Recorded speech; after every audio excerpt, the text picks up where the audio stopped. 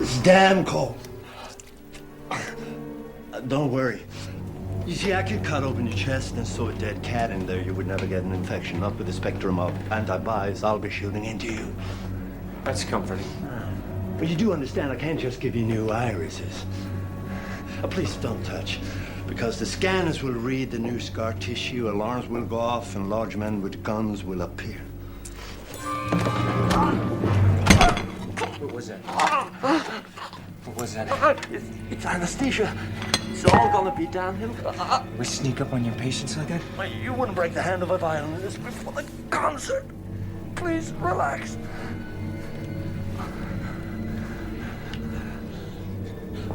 All I'm trying to tell you is that I'll have to remove your eyes completely. I know. And I have to replace them with new ones. I know that, but I want to keep the old ones. Why? Because my mother gave them to me. What's it to you? They're no good in the secondary market anyway. Whatever you say, it's your money.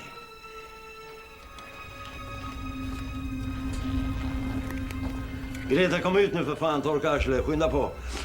Let me introduce my gorgeous assistant, Miss Van Eyck.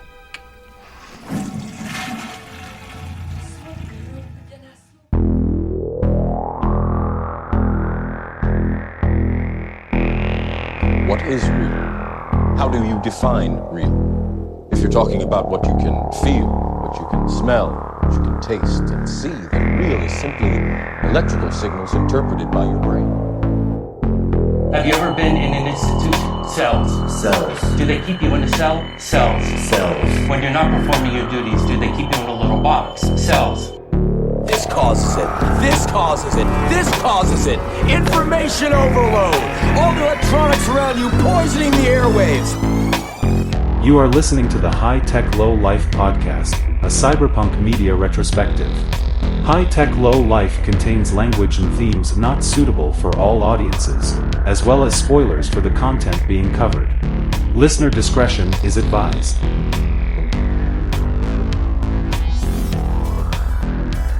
Hey everybody, welcome to the High Tech Low Life podcast with your hosts, Eric and Josh. I'm Eric. And I am Josh. This week we are just two micing it. No third spot this week because we felt like you were getting spoiled. Yeah, and we were getting uncomfortable with how much we're asking of our friends. Once in a while you got to remember that that our friends do not only exist as content for us to mine. Sure, I guess. With the exception of the two of us. Yeah. Just imagine us with pickaxes going at each other's faces. Oh, yeah. Well, we almost did that many times over the years. Sure. It's just part of a normal friendship, I think. Yeah. So we're back this week. We're going to talk about a little film from the early 2000s, 2032. Two. Really? I thought it was 4. Nope, 2002. Steven Spielberg's Minority Report. This is our first Spielberg movie, although in our podcasting career, we have talked about Spielberg a lot. Wow, that had not crossed my mind, but yeah, we have spent an inordinate amount of time talking about Spielberg or with content focused on Spielberg for not being a Spielberg podcast. For those of you who don't know, our previous podcast that was about Dawson's Creek, the titular Dawson is a Spielberg superfan, and so he comes up quite a bit in that show, and therefore he came up quite a bit on our show. This is the first time we're actually covering something he's done. I believe that's correct. I mean, yeah. Yeah, I can't think of anything else. Unless he had a little secret producer credit on Johnny Mnemonic. No, not that I can think of. Actually, he may have had a secret producer credit on something we've covered. Doesn't fucking matter. You get the point. That's entirely possible. Yeah, who knows? We're going to get into that in a second. It's a lot to say. It's a fine movie. First, it's been another great action-packed week of utter, unstoppable, slow-moving dystopia pushing its way towards us like a mudslide, about to engulf and destroy all the systems we've kind of come to rely upon. How do you feel about that?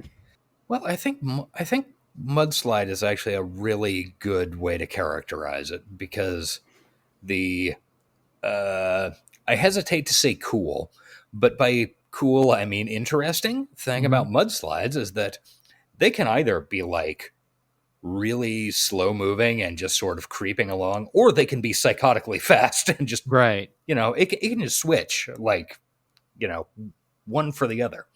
The pace can change at any moment. Yeah. And I'm sure it will. I wanted to bring up some specific news items. Make sure boy. this podcast can never be evergreen.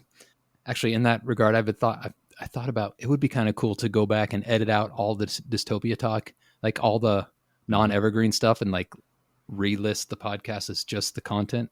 Make a lot of people on the Spotify review section happy. Oh yeah. Yeah. I completely believe it. I have never.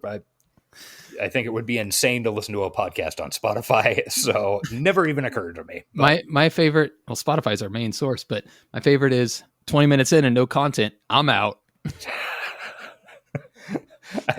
You ever listen to 18 minutes of something, left, but then went back to write a review? Yeah, that seems real. That's weird, right? Yeah. I hope that guy found his cyberpunk podcast without blathering at the beginning. 18 minutes without content. Now, see, the interesting thing is that this is arguably content. It's just not. Oh yeah, it's not the topic, right? Anyway, enough of all that. What I wanted to bring up was Netanyahu being found guilty of war crimes. Yeah. And now that's pretty cool.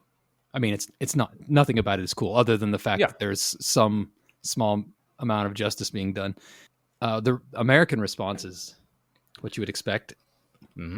Bipartisan. Yeah. That way. Yeah, let's go with that.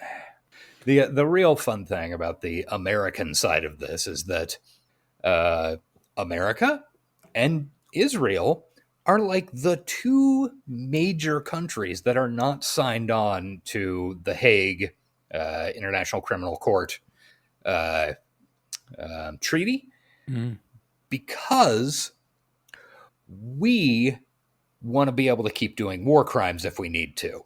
Oh, I guess that makes sense. Yeah, there's actually like the U.S. government has stated numerous times in official documents that like if a U.S. soldier or citizen is arrested and put on trial at The Hague, we will go to war to get that dude back. Oh yeah, I saw some news articles about that in the last few days. Yeah, it's fun because we're great. So I've heard multiple, world leaders say that if Netanyahu sets foot in their countries, he will be arrested. Does that mean we will go to war with that country to get him out? No, because he's not a U.S. citizen. Yeah, but I feel like we'll definitely piss and moan, and I don't know, start providing them more weapons. I don't know. We could. I'm sure the U.S. Air Force would not mind being used as an Uber for Israeli special forces being dropped into The Hague. Yeah. I just love the idea of hearing Lindsey Graham talking about sanctioning our allies. Yeah. Like, whatever, dude. It's a bad time. It is. Yeah. Hey, on the upside, bright news. Matt Gaetz no longer up for AG. That's pretty good news, yeah. And it's pretty disappointing that we didn't get the House Ethics report because of all the people on the right saying, "Oh yeah, you want to drop evidence about investigations of government officials? We can do that too." And like, yeah, great, please. All the American people are like, yes, do that. All the politicians like, no, God, we'll do anything to stop it. Threatening me with a good time. Don't know why I fall for it. But yeah, I'm glad he's gone. On the other hand, I have no idea who the replacement is. I looked into her. Oh, she's bad. You'll be shocked to know. Yeah, dude, you do not need to tell me that. Yeah, she's the Florida Attorney General. Okay. and there are just piles of absolute batshit, Uh, At least she has some job experience. I guess. I don't know. I mean, for a job that shouldn't exist, I guess. But I mean, I don't know. I do like the fact that Gates dropped, resigned from Congress before. pretty funny. Yeah, it's a pretty good bit. It really worked. It worked out pretty well for us. 3 days before he's like, I'm going to be the AG, so I'm dropping out of Congress. Oh, I'm not going to be shit. And I think he was reelected, but I think he's also resigned his second term too. Yeah. I'm willing to bet there was a deal that went on behind closed doors. Oh, I'm sure And staying resigned was part of it. I think they just want him out of their fucking hair. And I mean, maybe we can all agree on that. Yeah. Let's get him out of all of our. He'll be on OAN or something in a couple of weeks presenting. Yeah. There's been so much more. Can you think of anything else that we need to I mean, really, anytime you sit down and engage with, I don't want to say the news, but any social media news outlet, anything, it feels really bad, like something awful is coming. Yeah, it does. And even right-leaning stuff, because they're happy that the stuff they want is coming, not knowing how bad it is. Yeah. Or knowing and can't wait for it. Yeah, I don't know. I'm honestly trying to think, and it just is all a fucking blur. It's a cloud. Yeah. Let's see. Yeah, I honestly don't know. Let's bail out of this shit. It's fine. I had one more. This isn't news related. It's actually something I watched right before we started recording. Oh. And I made a note of it. It was a TikTok, and it feels like a very dystopian video I watched. Okay, sure. But it was also funny. It was a TikTok account where a guy rented a party bus, went to a jail, and bailed out 10 random guys. Nice. And then as they were marching out one by one, he's like, "Hey," he's like, are you the ones that bailed me out? I was like, "Yeah, man, we just bailed out 10 random people. We're going to go party now." He's like, "If you want to come, you're welcome." 10 random people. Two of them they noticed were a mother and son who had been locked up together. So they got both of them. Cool. They treated the people really nice. It's definitely exploitative, right? Oh yeah, obviously. There's no denying that. Yeah. But also, I don't know, maybe everybody benefits. Yeah, it's and I guess at least they had the option to go, "No, I'm not taking your fucking party bus." Yeah, they did.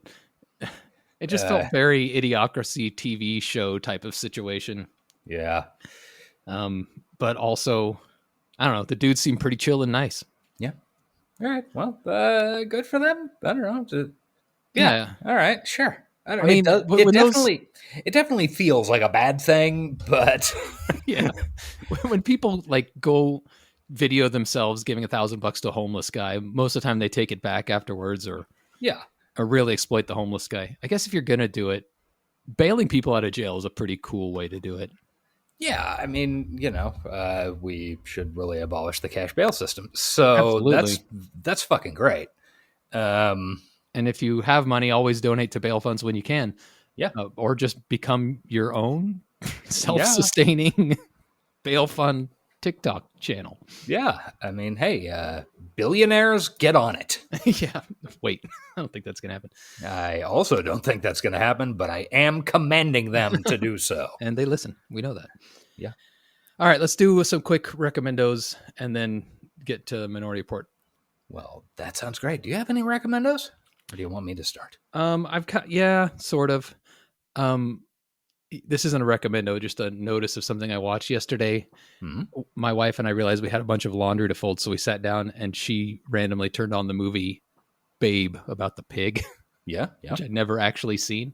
Mm-hmm. So I watched that for the first time. How was it? Well, a lot of pop culture references that I'd never caught, I now understand.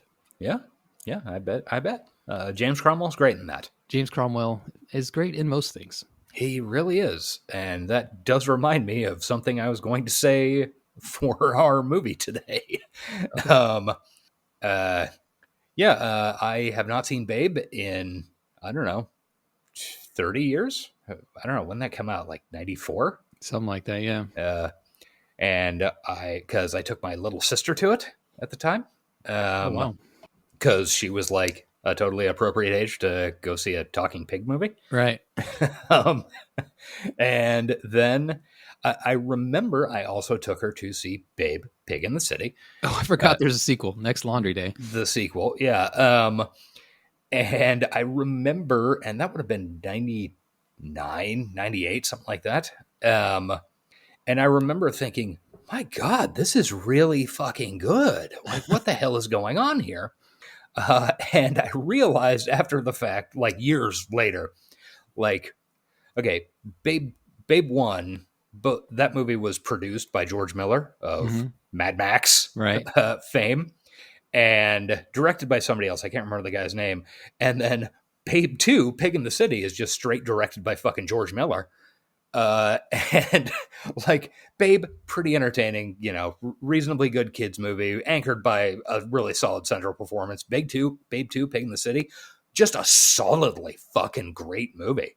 I'm gonna watch it now.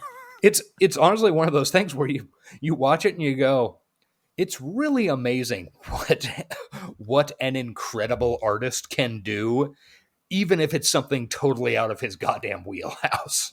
That's incredible. I did not even... Yeah. If I did see the name in the credits, I didn't connect it as being that George Miller. Yeah. So I'm going to definitely watch the sequel, and I'm sure my wife will be excited too as well. Yeah, do it. I remember just being like, and just taking my little sister, who was fucking 8 at the time or something, and being like, my God, this is fucking amazing. What the hell is going on? And then years later, like, oh, what all movies did George Miller do other than the Mad Maxes? Oh shit, that explains it. It would be fun to do a Babe, Pig in the Outback, or whatever they call the Mad Max land. Yeah. And then just have it the be wasteland. Like a Mad Max or a Furiosa movie, but all farm animals. Okay, that'd be fun. Yeah, I'd watch it. Yeah. My other quick recommendo is I've just been a lot of the little short sitcoms I like come back at the same time. I know. It's annoying. It is.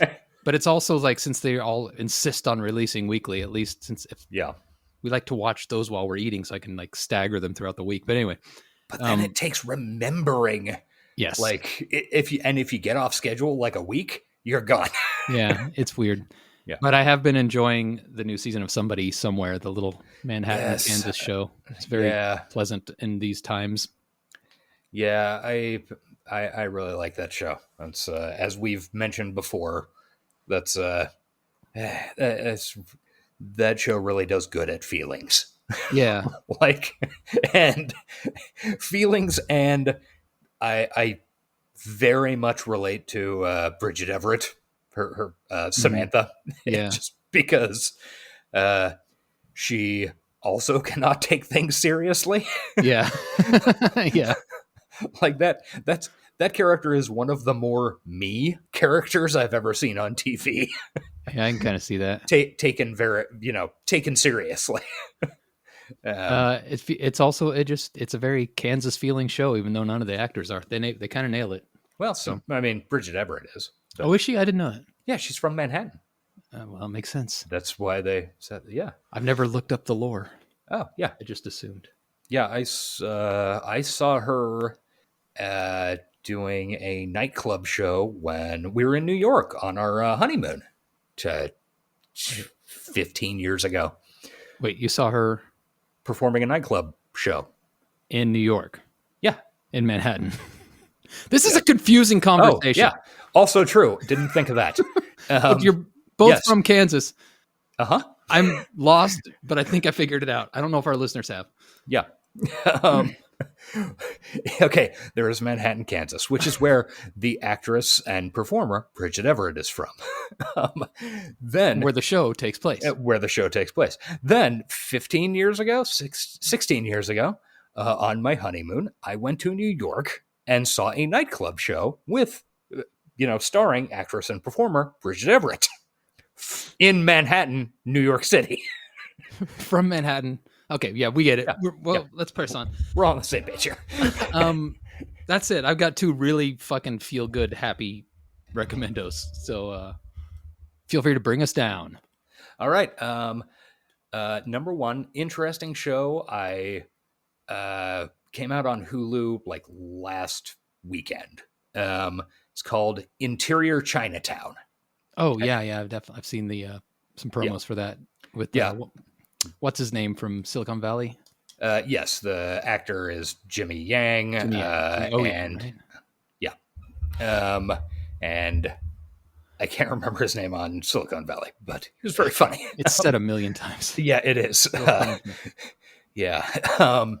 It's a really interesting show. It's based on a book from 5 or something like that years ago that I never read, but I heard was good. And it is an extraordinarily meta examination of feeling like you're not the main character in your own life, and also Asian stereotypes. And it's I don't know if it's as successful as, it could have been more successful, I think, at doing what it's trying to do. Mm-hmm. But it's really, really good and interesting. The main character is a waiter in a Chinatown restaurant in Port Harbor, effectively San Francisco. Okay. And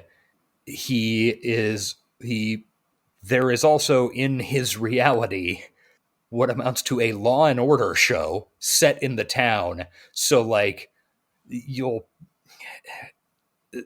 there'll be press conferences of these 2 main detectives, talking about how, oh yeah, we solved that Mad Bomber case in 2 days and that type of thing. And he ends up insinuating himself into the show within the world as a background character, and trying to get clues to why his brother disappeared 12 years ago, and trying to solve this. And it's a really fucking wild, it is very difficult to keep the levels of reality separate. Okay, it sounds that way because it's hard to follow. Yeah, I can't, it's pretty hard to follow it while you're watching it to some extent. It's one of those things where you just really kind of have to let it wash the fuck over you. But it is good. I mean, so recommendo for that. I'm a fan of his. Existential. And yeah, he is very funny in it. Yeah, his stand-up is really fucking good too. And his best friend on the show is, what the fuck is the guy's name? The character's name is Fatty. And let's see, let me pull it up.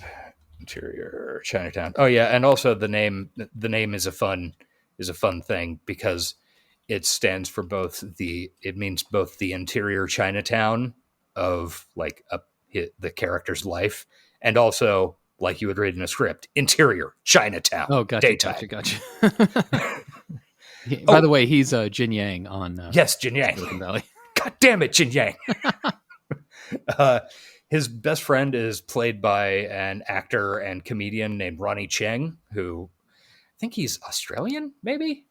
I'm not sure. But he was in Crazy Rich Asians, and oh shit, he's on... Oh, there's what we're doing next week. Shit, I just realized it. He's Malaysian. Yeah. He's on The Daily Show. Yeah, and on Aquafina is Nora from Queens. And in Joyride, yeah, he's in a lot of. He's hot right now. Yeah, he is very fucking funny on the show.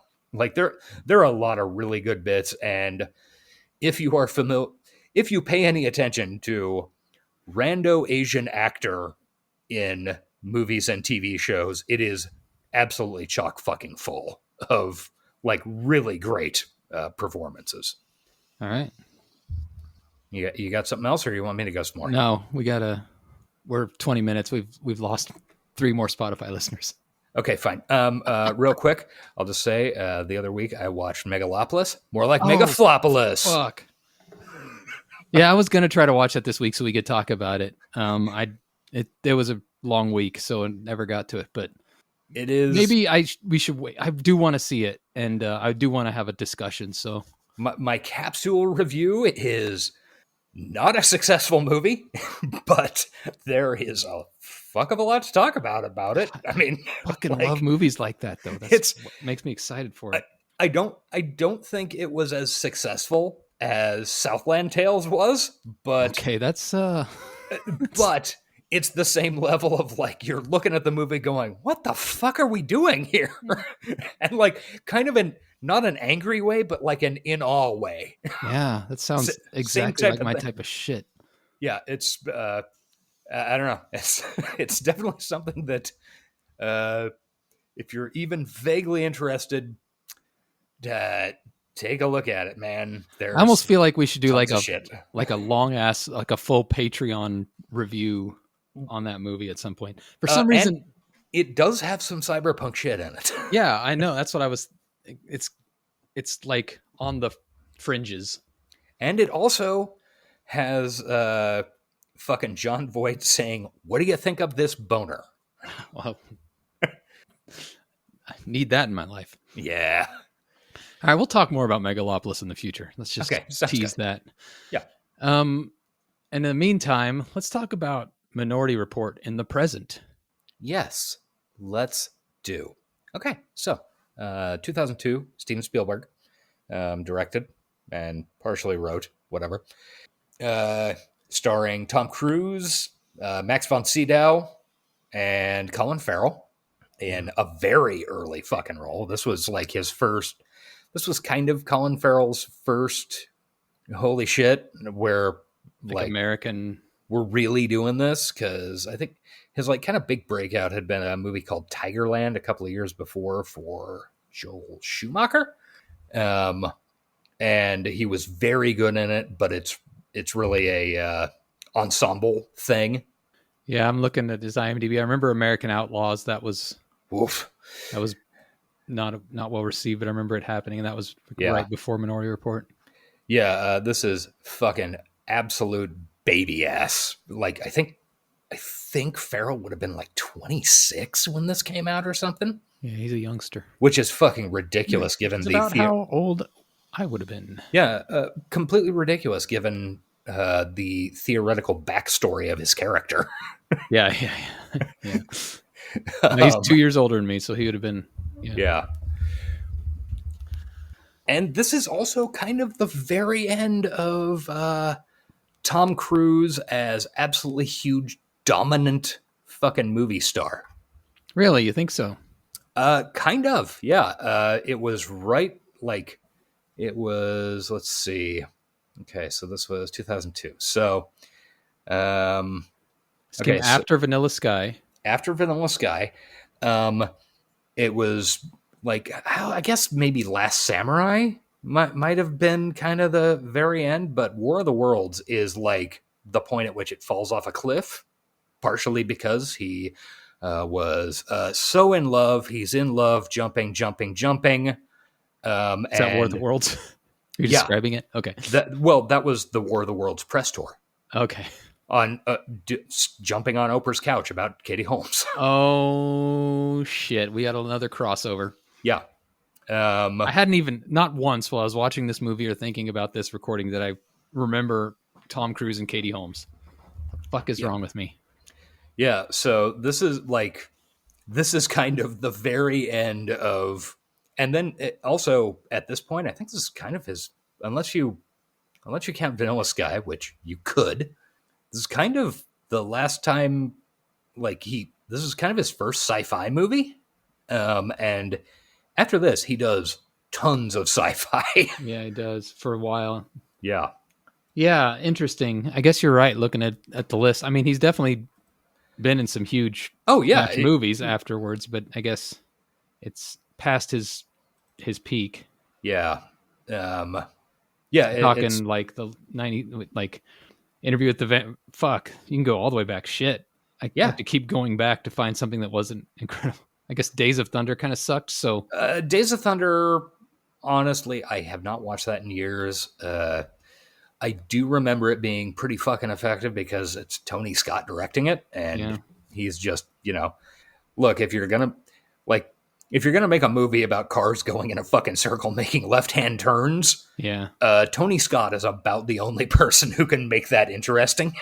But you got a few good men: The Firm, Interview with the Vampire, Mission Impossible, Jerry Maguire, Eyes Wide Shut, Magnolia, Mission Impossible 2, Vanilla Sky, Minority Report, and then you get The Last Samurai, which was kind of a stinker, right? It did not do great. Yeah, and you got Collateral, which was good. Collateral, I love Collateral. Yeah, War of the Worlds. It was far from a hit. Mission Impossible 3, which I'm told is fine, but I don't know. Those Mission Impossible movies, I don't know. They are very effective at what they are trying to do. Right. I just don't know why so many people want that. But what do I know? Yeah. Yeah. Okay. Point taken. Tom Cruise. Probably, I guess you could say the peak. Maybe this is what, I don't know. Yeah. Did this movie do well? You've probably got the numbers on that. Yeah. Let me see. I've got it right here. It made $358 million worldwide against about $100 million budget. Yeah. I did see that Cruise and Spielberg cut their salaries to keep it under budget, which is cool.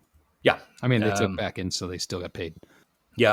And Colin Farrell got $2.5 million for this, which is impressive when you look at it and realize this is his fourth movie. I mean, he did a shit ton of Irish movies, but well, those don't count. They're not real. They're movies. Starting to count. Yeah, there's a lot of good Irish productions these days. This was the 90s, though. Absolutely do not disagree. So yeah, this was okay.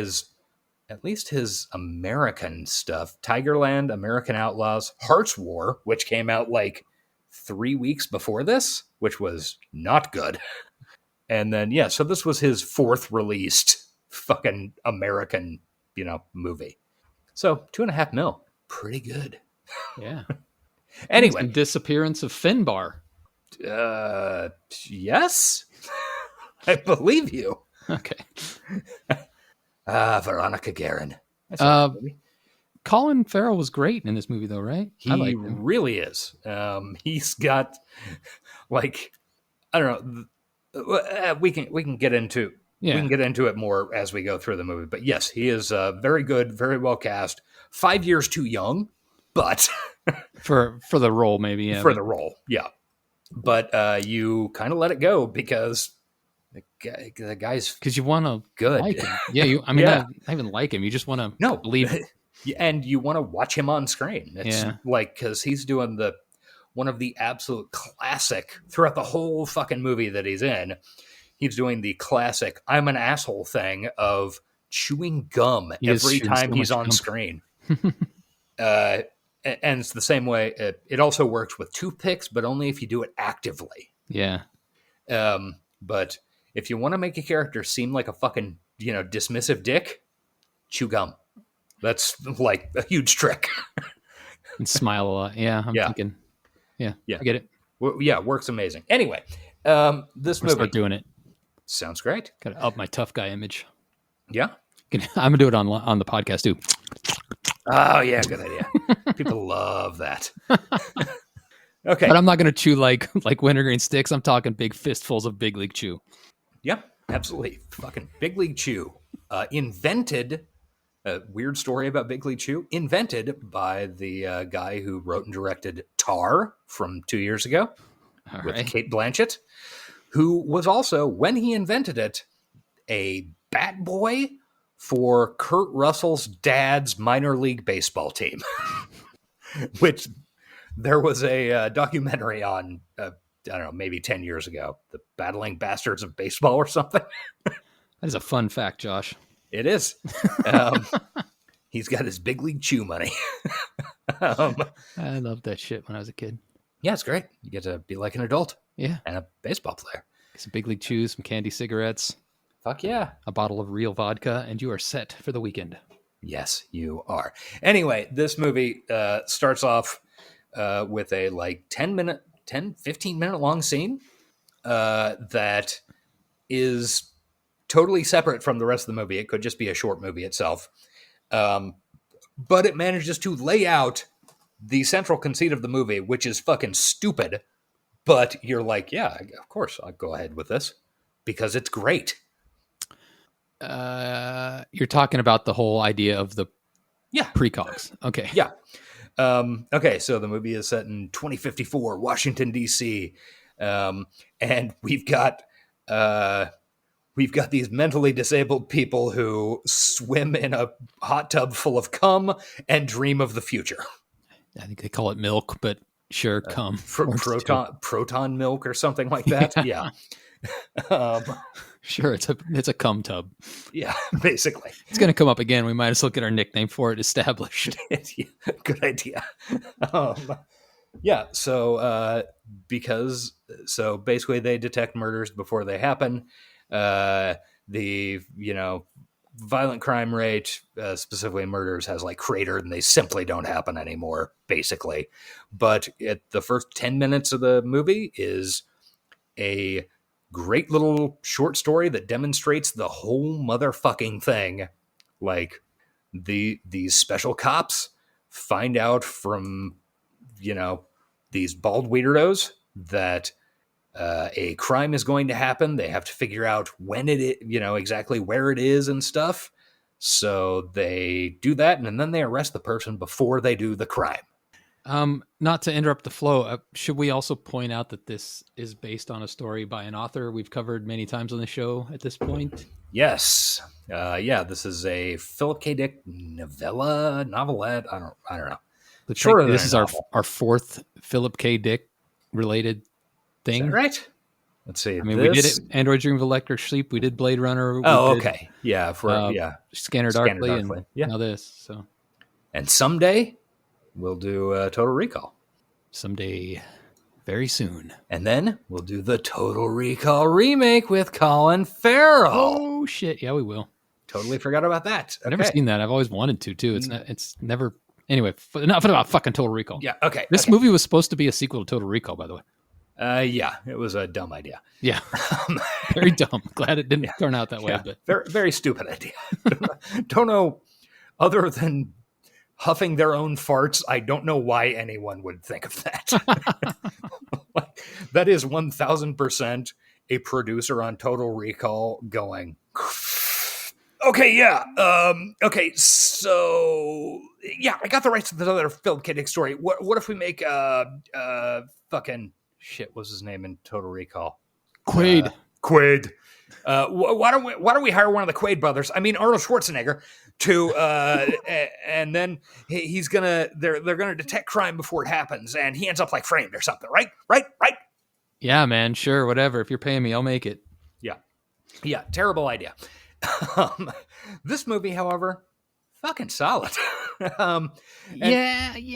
You might remember from when I was describing the plot a minute ago, they arrest the person before they commit the murder. And we see this beautifully set up in the first, couple of scenes. And you might ask yourself, well, doesn't this present a moral problem? They have not committed a crime to arrest them for. But what if they were going to commit the crime? Yeah, what if we knew with 100% certainty that they were about to? Yeah, what if? Except for the fact that us arresting them before they commit the crime makes that 100% certainty completely null and void because they don't commit the crime. Oh, shit. And there's the movie. There's the entire movie. I do think it's hilarious at one point in the movie. Tom Cruise reads a guy his rights, and I was like, oh, so they're still reading the Miranda rights, even if they don't give a shit about him. Theoretically, yeah. Well, I mean, and, it's not like they get a real trial or anything. Yeah, exactly. Like you have the right to an attorney in your fucking tank, whatever. In the Halo thing, in your Demolition Man frozen prison. But yeah, it's a great concept, I think. And it's executed pretty well. I don't know that I love the movie personally. I just don't think I love Steven Spielberg movies very much, if I'm being honest. I guess I differ from Dawson in that one way, and that one way only. Well, we absolutely rectal cancer. Fingers crossed, anyway. I haven't had a colonoscopy, but yeah. This Well, bit was in poor taste. yeah, it definitely was. Okay, so we really have to examine that, or at least I am going to force us to examine that. Whether or not you cut this out is up to you. What, the Spielberg thing or the Yeah. colorectal cancer? Yeah, the Spielberg thing. I don't know. I mean, I'm trying to think of a Spielberg movie I like. Raiders of the Lost Ark, Temple of Doom, Last Crusade, Jaws, Close Encounter of the Third Kind. All right, you want me to be honest here? Yeah, I really do, because I love Temple of Doom. Sure. Mhm. I watched it when I was a kid, way too young to have watched that particular Indiana Jones movie. Sure, as you do. But I did love it. I didn't see Raiders of the Lark till I was older. Raiders of the Lost Ark till I was Sure. older. Didn't hit the same. I think Indiana Jones is great. It's never been one of my like top tier Okay. franchises. Yeah. Jaws never did much for me. Really? I What about didn't think It? it was scary. Once again, I saw it pretty late. What was that one? Et, Et? the extraterrestrial? Oh, I loved E.T. when I was 4. Sure. Who doesn't love E.T. when you're 4? But as an adult, it doesn't do anything for me. Yeah. Are you one of those awful people who are like 3 years younger than me who love Hook? I do like Hook. I'm sorry. Oh boy. Wow. I do like Hook. All right. Jurassic Park. Rufio. Never seen it. Really? That is. Sorry, that is truly shocking. I saw the one where the T-Rex comes to New York. I think that was 2. Was it? Or, Maybe 3. yeah, I can't remember. It's either 2 or 3. And I think it was San Diego. Yeah, it's probably what wasn't New Yeah. York. I'm probably thinking of Jason Takes Manhattan, which is a similar movie. Exactly the same thing. Schindler's List. Never seen it. Also the same movie. Let's see. Saving Private Ryan. Schindler's List and Jason Takes Saving Private Ryan. Yeah, I've seen it. I don't like the scene where the dude like stabs the Nazi in the chest. That makes, or no, it gets stabbed by the Nazi in the chest. Anyway, Yeah. the movie's fine. It doesn't. Yeah. It doesn't. I mean, it's not like, I don't know. What do you want me to say? It's a war movie. I don't like most war movies. Okay. AI. I didn't like it actually. I That's tried fair, to like it. I right? wanted to, didn't. Yeah, that's totally fair. Like that's, all these. What you're saying is not invalid. I just find it pretty shocking because, Indiana Jones and the Crystal Skull. I think Loved I it. did see that. That was your favorite movie. I liked. Shia McBeef. I like Huge fan of Shia McBeef. Really loved the swinging through the jungle like Monkeys, Tarzan yeah, and apes. Yeah. Uh-huh, yeah. Also, surviving the nuclear blast in a refrigerator is cool. Yeah, Other than yeah. that, hated it. No, didn't care for that. Munich. Never saw it. Okay, well that's interesting. Ready Player One. Did you see that one? No, I know we have one listener that is a huge fan for reasons I cannot comprehend. He said he liked the book, not the movie. Oh, okay. I thought he said he liked the movie and that people who didn't like the movie were expecting it to be the same as the book, while I didn't like the book or the movie. So, Well, I have not read or seen Yeah. either. And I'm sure this listener will let us know completely out of context in a couple of weeks. roughly 1.5 months, we will get a very odd voicemail. And we will not know what he's talking about. But Yes. I still will be excited for that day. Okay, that's actually really interesting. I mean, I'm only putting it together right now because Yeah. I don't particularly have anything against Spielberg movies, but I just don't think I love them. yeah, that's totally fair. I am far from the world's biggest fucking Spielberg fan. I think he engages in a lot of very, very sappy, obvious stuff. Yeah, that's part of it, I think. That bugs me, but I find his overall competence usually, carries it over the finish line for me. Yeah, and I would never say that I think Steven Spielberg is a bad director. Don't get me wrong; it's just not my cup of tea. And I think, interestingly, this movie is kind of, I don't know. Let me glance back at his IMDb. This is kind of like almost a breaking point in Spielberg's career, like kind of in this area where he's trying to make kind of more complicated things, because a lot of his movies prior to this were emotionally fairly simple. Yeah, he was in his Peter Pan phase, if I recall. Oh, God. Which reminds me, when you were listing all those Spielberg movies, were you on IMDb or were you imagining Dawson's Bedroom? Could have been either, but I was on IMDb. 1941 in the closet because it was a flop.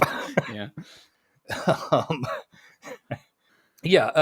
This is where he's actually kind of asking questions. And this is the point at which I start to like Spielberg more in terms of his movie making. Yeah, I can see that. I don't know, man. I just that's really interesting. It could just be a taste. Like, you got to admit, when you compare this to most of the cyberpunk movies we've watched, at least like the good ones, it's got a completely different flavor. Oh yeah, and this is, I don't know, we're in that realm of what's cyberpunk? Would this be considered a cyberpunk movie if it hadn't been a story by Philip K. Dick first? Like, if somebody had just come up with this, we'd go, I mean, I was thinking about it. It's kind of general sci-fi. Maybe the most cyberpunk aspects of it are, okay, Tom Cruise uses drugs. He switches his fucking eyes out at one point. Yeah, and there's a bunch of like pervasive advertising. I think it absolutely is cyberpunk. But yeah, I know people can make arguments against that, but it's just got too many of the cyberpunk tropes. As far as it's definitely got high tech, it's definitely got low life, it's got body modification, it's got overreaching state. Yeah, I think it doesn't. Yeah, I guess the corporate dystopia is there too in the advertising. So I really think it is. But it's not that hard bitten noir type of cyberpunk that we kind of get used to and that I think I prefer. Well, and the kind of the interesting thing about it, it's not that, but at the same time, the plot is exactly film noir bullshit. You're true. Like, you're right. Which I love. I mean, that's that's exactly my jam. There were a lot of shots that just seemed really like washed out. There was a lot of time where the light was. Oh yeah. I didn't care for that. I don't know. Yeah. I don't know I can't nail down what it was. I mean, I remember I saw this movie in the theater when it came out and didn't particularly care for it then either. Okay. I remember very clearly going into the theater to see this, and I couldn't remember if you were there. I remembered Gabe was. It wasn't me. I saw it at a drive-in. Oh, okay. Yeah. But yeah.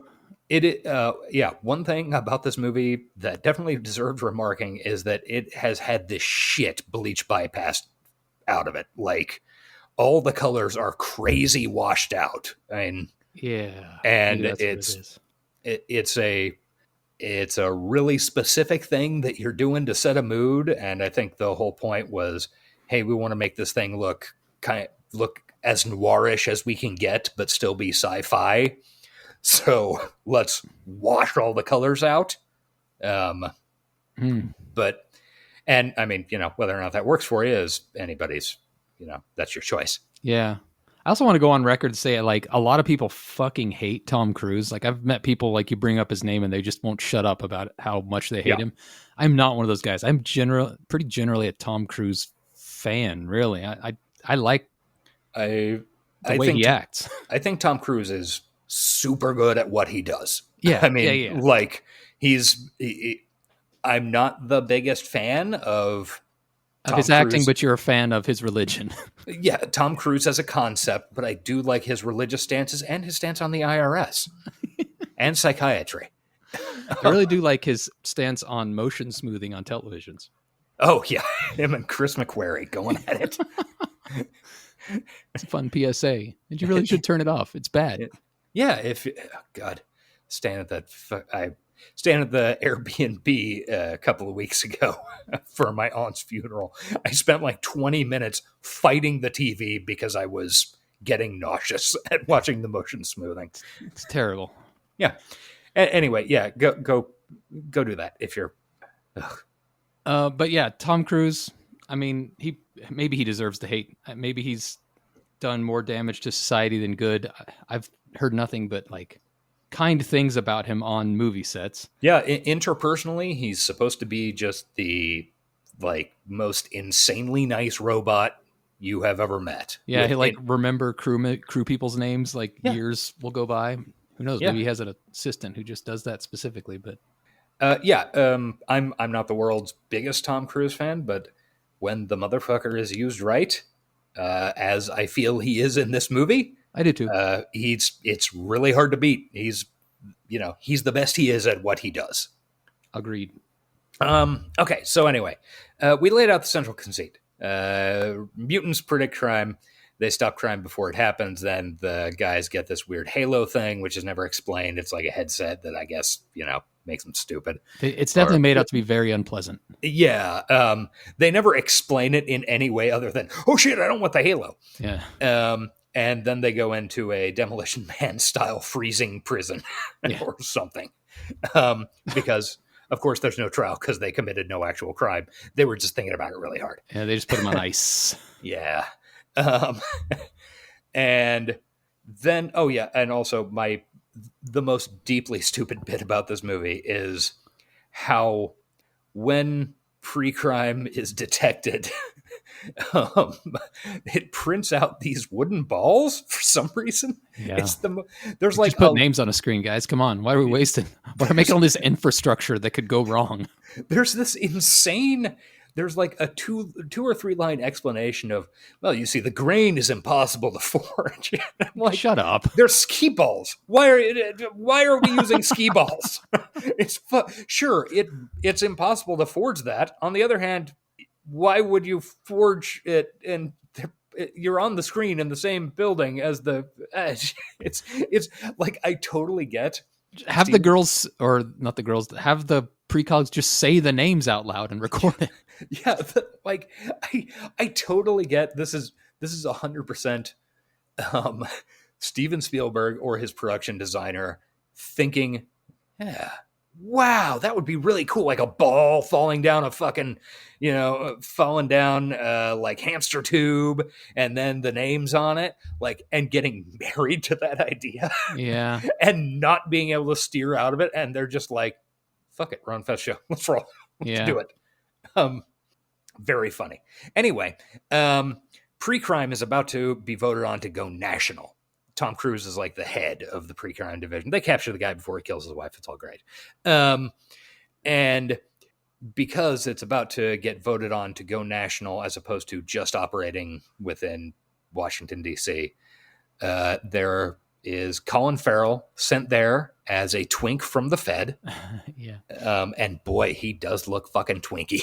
Yeah, that was accurate writing. Yeah. And he's there to investigate, by the Justice Department, make sure there aren't any flaws in the system or whatever. And we're like, oh yeah, so he's the villain of this movie. The whole first half of the movie is setting up Colin Farrell is trying to fuck over Tom Cruise and either destroy pre-crime or take his job or something like that. That's not the case. No. We find out we get a whole bunch of backstory and shit. And it's all, I don't know, it's all really cool looking, like cops flying through the air and jetpacks and shit like that. But we find out immediately what the flaw is, like 20 minutes into the movie, when Tom Cruise is running down the streets in the middle of the night and buys some dope from a truly terrifying Brett Gelman character. Yeah, fuck Brett Gelman. I don't think this was actually Brett Gelman, was it? No, it was not, but give this guy all of Brett Gelman's roles and stop giving that guy money.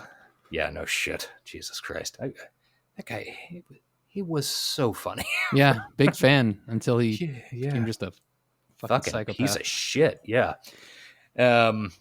Yeah, and we set up that this drug dealer has no eyes. This is like our first eye thing in the movie. The eye thing is going to carry on as though, I don't know, maybe eyes are like a metaphor somehow. Don't worry about it. I'm not going to think about it. Yeah. And we find out that, like, oh man, Tom Cruise used to have a family and now he just gets high and watches home videos. we'll find out later that his son was abducted while he was supposed to be watching his son. His wife ended up leaving him, and now he's sad all the time, which, fair enough. Those home videos, by the way, pretty shit quality. I think that was kind of intentional, like, because when he's going through them, he's kind of traveling back in time in terms of when the videos are set, and you see them get worse and worse. Like, the older the video, and it's kind of interesting. They're like projected on a wall, kind of a 3D thing. It's walk out of the wall, the people. Yeah, it's like a semi-hologram thing, and the older videos that you see get worse. It's a fun detail. And he's really sad, but he also has like animated network connected cereal box, so that's cool. It's like a cartoon fucking toucan yelling at him to eat cereal. Apparently, this is a good time to bring this up. I saw in the IMDb trivia that they established a whole panel of people to predict what life would be like in 2054. Oh, sure. I Yeah, I believe that. Distinct lack of trolls and magic use. But sad. I guess my vision was different than theirs. Yeah. They got government. Where is it? Assembled a team of future experts in Santa Monica to brainstorm the year 2054. Sure. Professor Media Lab at MIT, director of biomedical research at DARPA, a bunch of other big brain people. And they got it all really wrong. Think so?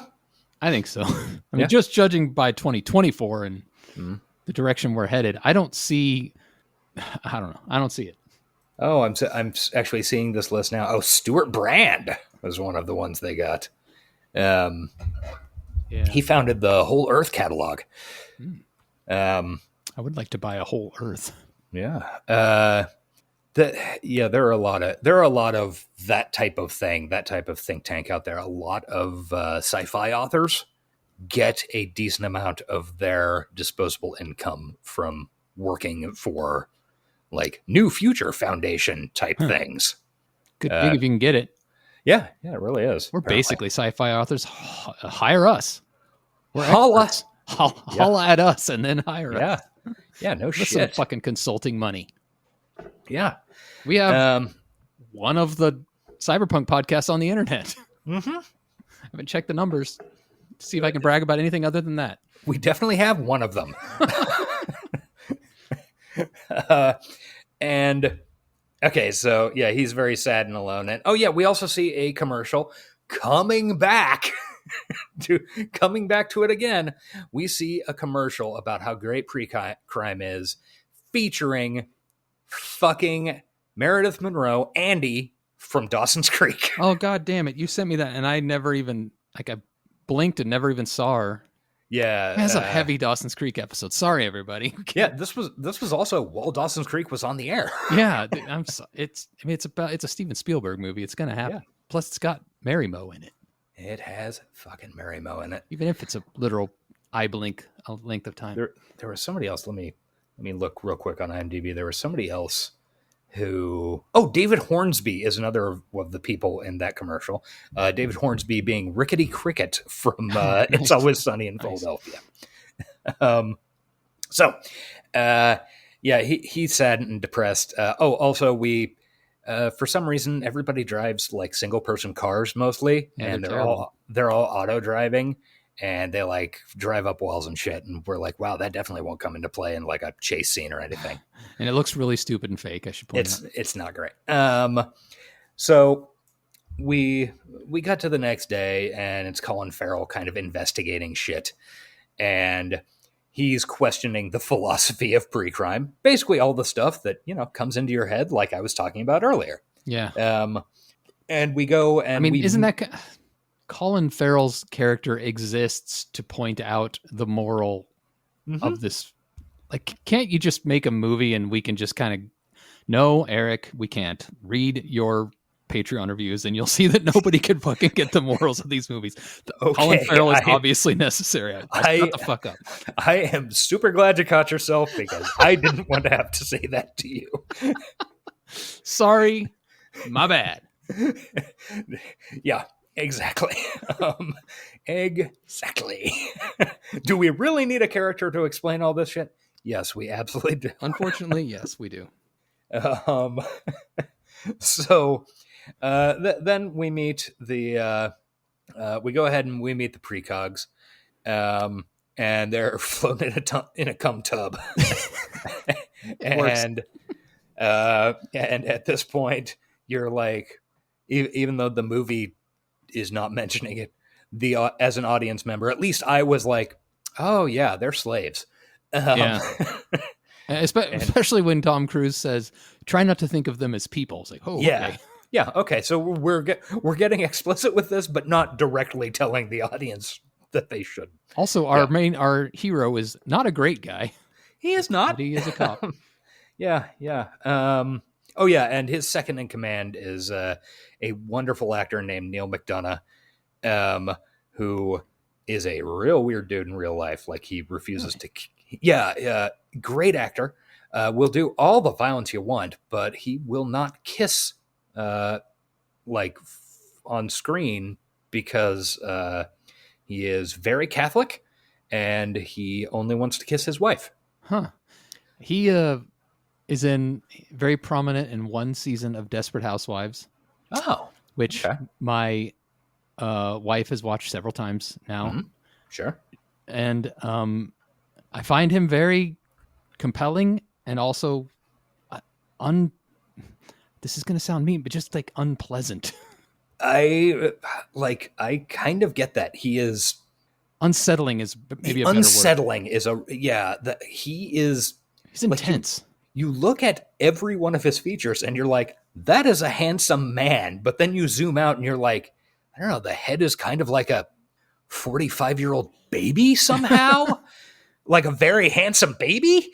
And yeah, he's a really good actor. Very odd guy. I like seeing him in almost everything. He was the main villain in a fucking great season of Justified. Like the third, maybe? Yeah, I like when I see him pop up too. I don't want to shit talk him and call him ugly. He's not. He's just there's something unsettling about the dude. There really is. And like I said, he's every piece of it. He is a handsome guy, but he's somehow, it's like lasers are leaking out of his face. He's got some intensity that maybe he's an AI. Yeah, possibly. Yeah, some intensity that is off-putting. Great guy. Love to see him though. Okay, so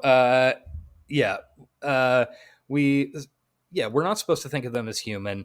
It turns out that some people are now worshiping them. They call this room that the cum tub is in the temple, and they're all filing out. And then the female precog, Agatha, wakes up and grabs Tom Cruise, John Anderton's hand, and says, "Can you see?" And then we see a drowning on the big screen. Yeah. And we're like, oh she's shit, trying to send a message on or something. Yeah, almost like she is a person. No, almost. Oh yeah, and the three precogs are a girl named Agatha, and then two twins who are named Dashiell and Arthur. See, they're all mystery authors. Agatha Christie, Dashiell Hammett, Arthur Conan Doyle. Yeah. Subtle. Yeah, it's subtle. So after this, Tom Cruise is like, I noticed none of them were named Hardy. Yeah. I guess that's not an author. That's no. Never mind. No, it's not. One of them could have been Wilkie. Wilkie Collins. Yeah. Author of The Moonstone, a distant relation. Of yours? Yeah. Oh, cool.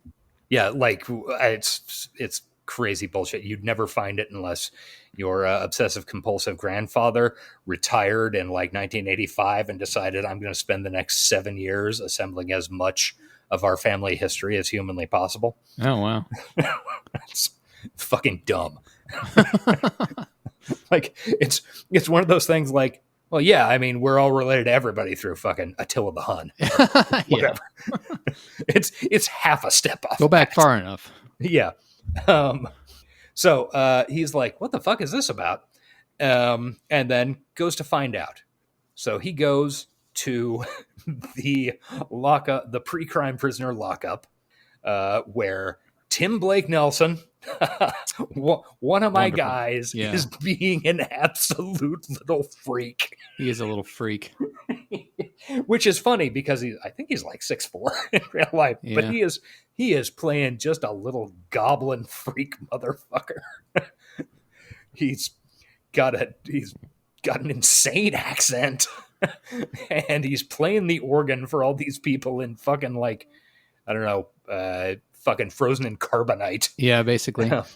And he is just, but they're like a human Rolodex too, because you can spin them around and get the file. They don't store the files on a separate computer. They store it with the murderers, or with the attempted murderers.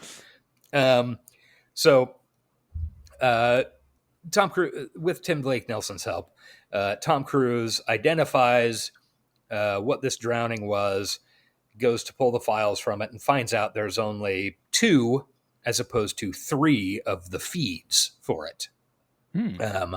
So like all the precog feeds are like tied into one, and that's what shows up on the screen and stuff. But in reality, they all get like separate aspects of the same event. And it turns out that Agatha's is missing from this one. And Tom Cruise is like, what the fuck's going on there? Huh, weird. And then finds out off screen, like, oh, there are at least a dozen other of these where there's a missing feed of one or the other. So that's not important. And definitely won't come back. He doesn't really give a lot of, credence to it at this point. But we find out that this victim's name was Anne Lively. The killer was a John Doe and how was the killer a John Doe? I mean, they captured him because they captured him before he killed her. But how's he a John Doe? He had his eyes swapped out. That again, you can do for cheap down in the sprawl, I believe they call it. I wonder where they got that. Yeah, they call it the sprawl. He goes to talk to his boss, the founder of Pre-Crime, Max von Sydow. Lamar Burgess, who I think at this point, this might have been the first time that I went into a theater and went, fuck yeah, Max von Sydow is still alive. That's really honestly amazing, because he's one of those guys who he started playing 70 when he was like 42. I kind of felt that way about James Cromwell when I saw him in Babe. I'm like, this dude's fucking old in this, but he's still around. Yeah. And I mean, shit, Max von Sydow, this is his second appearance on the pod. Yeah. For God's sake. He just died, I don't know, 3-4 years ago, like 2020, because he was in Dragon Tattoo. That's right. He was the only guy that died in 2020. Yeah, pretty much. Just the only one I can think of. Yeah. Huh. Anyway, so yeah, he goes to see the founder of Pre-Crime, Lamar Burgess, and is like, what the fuck's going on with this? There are these missing files, huh? And Burgess is like, well, this fucking Danny Whitwer guy, Colin Farrell, he's trying to shut us down or take it over, and we can't have that happen. And while this is happening, we also have Farrell investigating Tom Cruise's apartment, which is full of fucking drug inhalers. Yeah. Like one small, the problems I have with this movie, I guess, kind of come up as we talk about it, and they're not game breaking problems, or they don't ruin the movie, but like I couldn't really grasp onto what's his name, Lamar. Mm-hmm. What his motivation is. Why does he care about this unit? Like, why Tom Cruise cares about it, because if it had existed 6 months earlier, his kid would be alive. But they don't really this dude is really going to bat for this program. He's the creator of it. He's the guy who hired. Yeah, he's the guy who hired Tom Cruise to run it. 7 years ago or whatever. Is it like Legacy? Is that? Yeah, I think he's worried about. He needs to take like Mike Tyson's take on Legacy, which I hope you saw that video about a week ago or 2 weeks ago. Oh, was that the one where he tells the 8-year-old girl, we're all gonna die, we're all just dust, we don't matter, we'll all be dead anyway, there is no such thing as legacy? And she's like, oh, I never heard that said before. Well, yeah, because you're 14, that's the darkest shit anybody's ever said to you. Yeah. Fair. But anyway, I just if I whatever. Well, It's not that big a deal. I just like the dude's like willing to kill multiple times for this program, and it's clearly a flawed program. Well, I mean, but if he does the killings right, then it's not a flawed program because nobody will ever be able to prove it. Yeah, he's kind of playing John Huston in Chinatown. Never seen it. Oh, good movie. Great Bad director. Oh, yeah, that's what I meant. Yeah. Once again, not a fan of his directing. We're only fans of his extracurricular activities outside Of his hot tub time. Oh God, it's a lot of jokes we probably shouldn't have been saying this episode. Yeah, probably not. Anyway, so we go back to the office. Cruz is back in the office, and oh shit, it's a fucking murder ball time. Alarms start, and oh shit, the victim's gonna be a guy named Leo Crow, and we see some like he gets shot and then like flies out this fucking window, and you're like, okay, cool, we're doing another thing, and then holy shit, it turns out it's Tom Cruise killing the motherfucker. Yeah, and we haven't even mentioned like the UI he uses for this thing. Oh yeah, I meant to do that in the first little bit. Yeah. This is one of the most influential things in terms of other movies and how people interact with technology. Yeah, I don't know if I'd go so far as to say it's the first. Well, no, clearly Johnny Mnemonic did it in '95 and did it better. But it definitely, I would agree. Like it kind of sets the standard for like futuristic computer. Yeah, futuristic interfaces. Yeah. It's all gestures. I think I remember somebody at some point saying like he's doing the computer like a conductor does an orchestra. And even his coworker says, I love this part. Yeah. Like saying that he loves watching him work, which I remember thinking it was cool at the time. Now it's so played out. It's like, okay, what's so special about this? But yeah, it's very cool looking, and he's doing all this shit on giant clear screens and stuff. It's very much if you've seen fucking Iron Man in any of the Marvel movies, he's doing the exact same shit with the exact same stuff, basically. Yeah, it's the computer repair store scene from Johnny Mnemonic, though. Let's be honest. Yeah, it definitely owes something to that. It does. So many people owe so much to that. So much. We owe our very lives to it. Yes, we do. So it turns out that it's Tom Cruise that's going to kill this Leo Crow guy in 35 hours. But Tom Cruise has no idea who this is and has never heard of him before and is like, what the fuck? And takes off and runs away. And it's actually very funny because he's like, what the fuck? I'm seeing myself, and he sends his tech guy friend to like get him some cake out of the break room. Yeah. And that he hadn't noticed that it's Tom Cruise in the video. And he's like trying to unpick, what the fuck is this? Where is this? Anything? And suddenly one of the witnesses, like one of the teleconference witnesses is like, John, what the hell is this? Did you kill this guy? And he's like, hang up, prank call. Prank caller. and runs the fuck away. And then Wally, the dude in the cum tub, notices too. Yeah. It says, I like you, so I'm going to give you 2 minutes before I ring the alarm, which is nice courtesy. Yeah, it really is. You've always been nice to me, so I'm going to give you 2 minutes.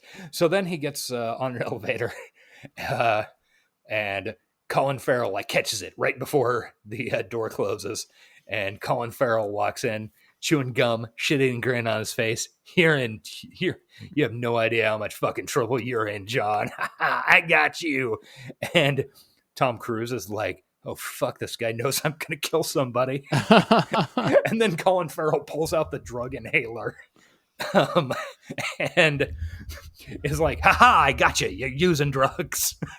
and Tom Cruise pulls out his gun, puts it under Colin Farrell's chin, and starts like, threatening him. And this is the first part of the movie that is very funny. This might be Steven Spielberg's funniest movie. Okay. I found a lot of humor in this. You need to rewatch Hook. It's pretty funny. They like have a food fight with fake food, dude. It's pretty good. Yeah, great. So It's got Robin Williams in it. That it does. I don't. Yeah, it certainly does. Hoffman, man. Yeah, great. So he puts his fucking gun under Colin Farrell's chin, and Colin Farrell's like, "Yeah, sure. Put the gun down, John. I don't hear a fucking red ball going off." He's not scared at all. He knows there's not any fucking murders. He and then hear it. at that instant, the alarm goes off, and while the camera is focused on Colin Farrell's face, and you visibly see him shit his pants. Yeah, it's really good acting. I loved it very much, actually. It is incredible. You have never seen an expression of someone shitting their pants like that. You can Just almost smell it. Immediate. Oh God.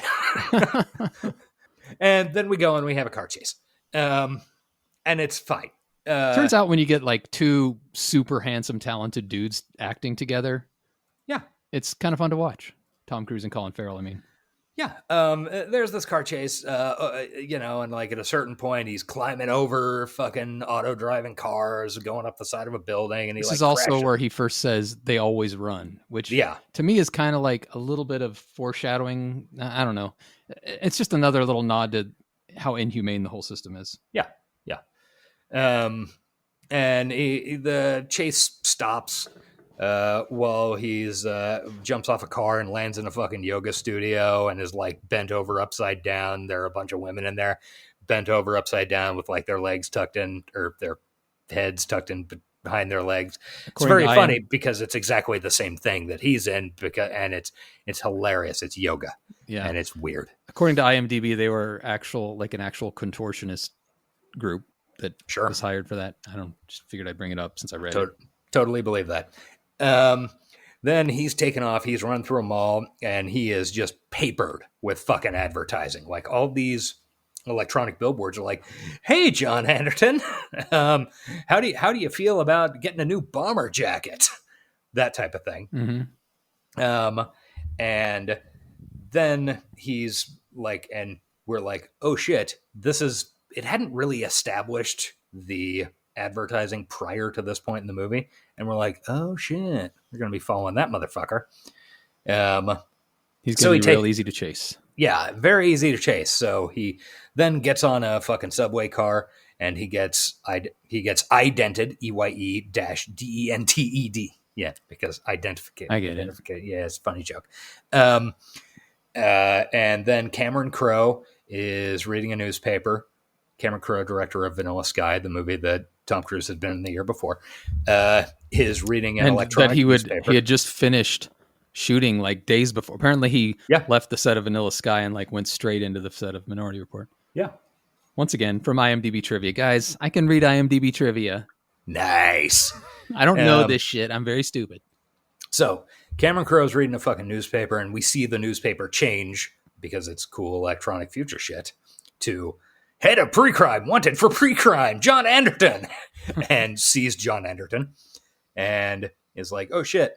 And he gets off the subway car and we do this really fun, Neil McDonough and the rest of the pre-crime squad chase him in this fucking dirty alley. And it's everybody runs and they're all wearing fucking jetpacks. And they have this very fun bit of equipment called a six stick where you poke somebody and they immediately projectile vomit. Yeah, that's fun. Which is used to very good effect. Yeah. And this when they say it, you got to see it in action. You know they're going to give it to you. Yeah, it's impossible. The payoff is perfect. And this scene is fucking Buster Keaton level physical comedy framing bullshit. Just Tom Cruise clinging onto a guy and steering his jetpack into walls and shit. People puking. Shit catching fire. We end up in the honeymooner's apartment. Yeah, it also establishes that he's not trying to hurt these men because one guy's like hanging off of a fire escape. Grip good? Yeah, he makes sure the guy has a good grip before he leaves. He doesn't want any. These are his friends. I mean, he doesn't want to get hurt. Yeah. Oh, and one of these guys is Frank Grillo, who, is now kind of a star. I don't know. I think I know which one you're talking about. But he's in the Purge movies. Is like that definitely makes you a star then.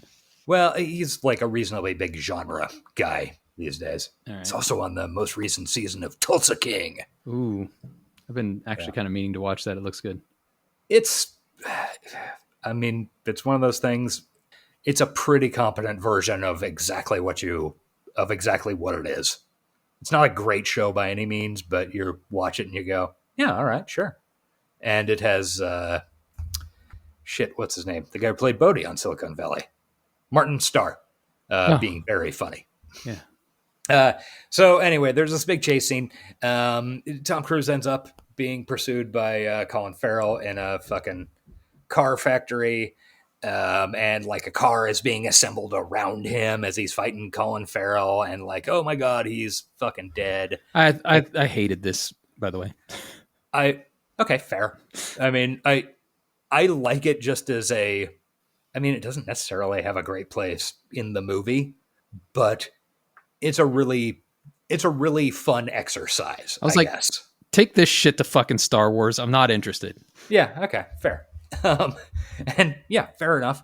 Apparently, that was I think that was something that Alfred Hitchcock wanted to do back in like the 60s. Yeah.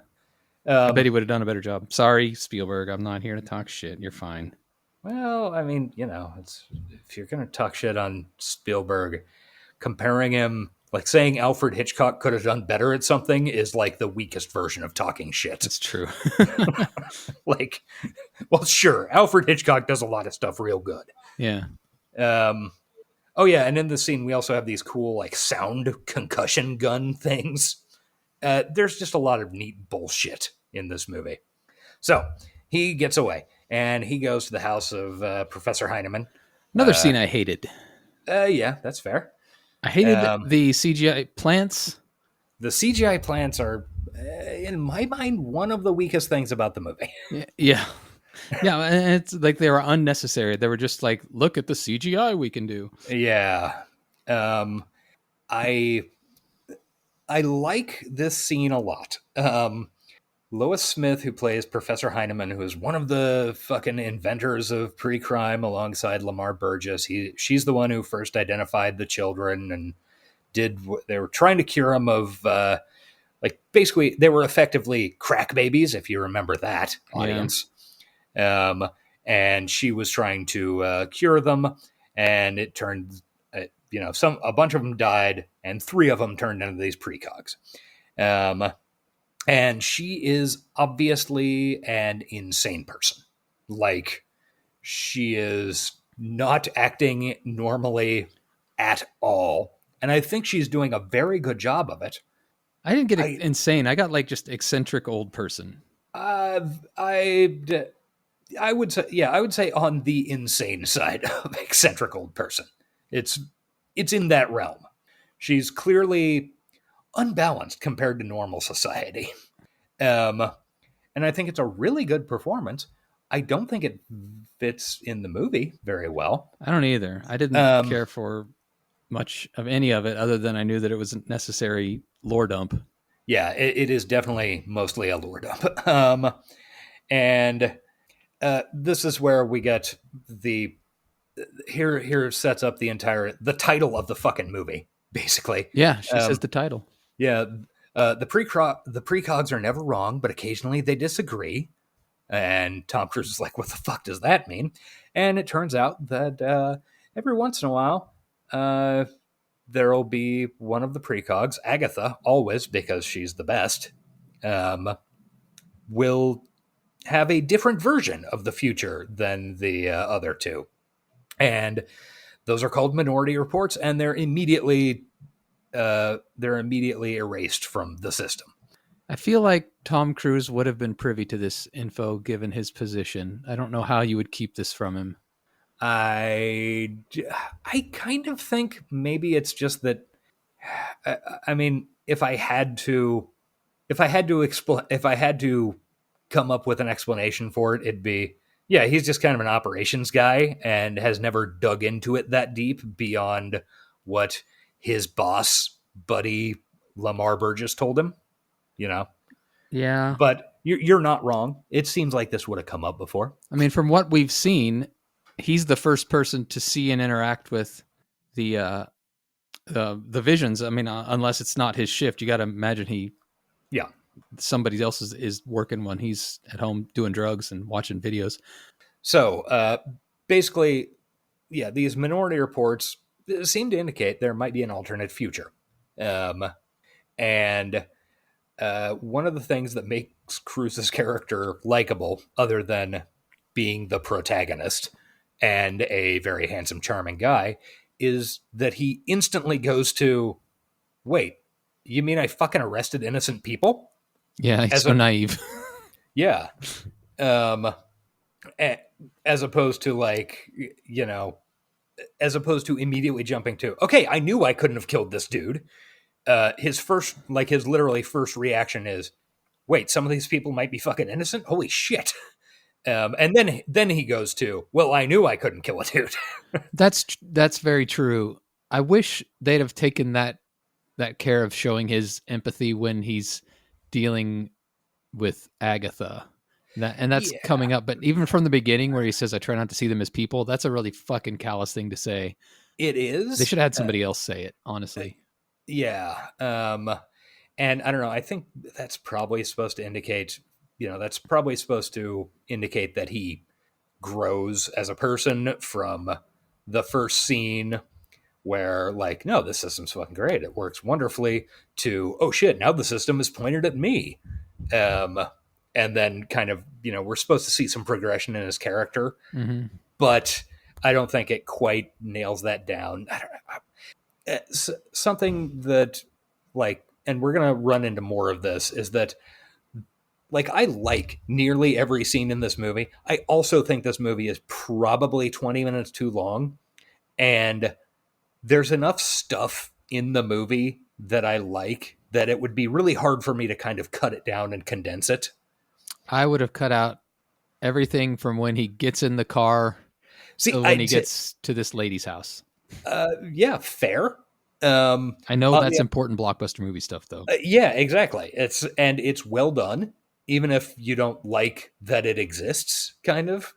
So I don't know. That's kind of one of the problems of the movie. So, and his solution, well, after he learns about the minority reports and stuff, and it's always Agatha that has the minority reports. If they're deleted automatically, then what difference does it make? Oh, they're still in the precogs' heads. Yeah. So then it becomes, okay, I gotta break into fucking pre-crime and find the minority report that makes me innocent, that means I won't kill this guy, I guess. So that becomes the driving force of the next 45 minutes of the movie. Even though this seems like an insane plan, she's like, I'm sure you're a smart guy. I'm sure you can fucking figure it out. And he takes off. And then he has figured it out. He makes an appointment to get his eyes swapped out because eye scanners go everywhere. And he makes an appointment to get his eyes swapped out with another wonderful scumbag little freak. Absolutely. Fucking Pete Stormare. In a sequence that, again, doesn't need to be in the movie, but fuck, this movie would be 5% as good. Yeah. Without it. Pete Stormare is a disgusting nightmare surgeon in a disgusting nightmare apartment. This also, like, is by far the most cyberpunk part of the movie. It really is. This is your pretty stereotypical, almost street doc performing an illegal operation. It's very cyberpunk. And it is also incredibly funny. It is wall-to-wall humor. Yeah, it turns out he locked Pete Stormare up. Yeah, his assistant, Miss Van Eyck, she enters the scene flushing the toilet and singing. Yeah. This is wholly gross. And yeah, it turns out that the whole scene is set up for Tom Cruise to get absolutely fucked over by Pete Stormare. But it works out fine. But he does get him his eyes. Yeah, he gets his eyes swapped out. Like, I think that's an interesting reversal of kind of what you expect, because this whole prepping for surgery, like, Pete Stormare jabs him with a anesthetic, And so Tom Cruise is like acting kind of drunk and can't resist when Pete Stormare lays out this story of, yeah, you sent me to prison like 10 years ago. And there's some and I learned these specific techniques while I was locked up. And, it focuses the mind wonderfully when you're trying to take a shower and a 6'4" guy is whispering, oh, Nancy, into your ear. And so the whole scene is set up for Pete Stormare to end up fucking Tom Cruise over. If you guys aren't familiar, like Josh and I have been Pete Stormare fans forever. I don't know from what first triggered it. Maybe it was Bad Boys. One of the Bad Boys. Well, I would say I go back to Fargo with Pete Stormare. Fargo, yeah. Just look up a highlight reel of his stuff. He is always entertaining. He's the devil in Constantine, and he is amazing in that. So fucking good. He's just always good, and that's why we speak of him as if he's one of our guys. He's like Colin Farrell. He's one of our guys. Yes, he is absolutely one of our guys. He's also it's really easy in the majority of Pete Stormare's American films. He plays some deeply fucking weird, funny guy. But he's also I don't want to undersell in many roles, especially in he's in a bunch of the Dogma 95 Danish films where the whole idea is to be very naturalistic and very human and stuff like that. He's also just an incredible actor who can do really serious shit, but he gets hired in American movies to be a fucking hilarious weirdo, and it's great. I love Bad Boys so much. He was Bad Boy. Was it Bad Boys 2? Yeah, Bad Boys 2. Weird Bad Boys. Yes. I mean, the first Weird Bad Boys. The height of blockbusterness in my mind.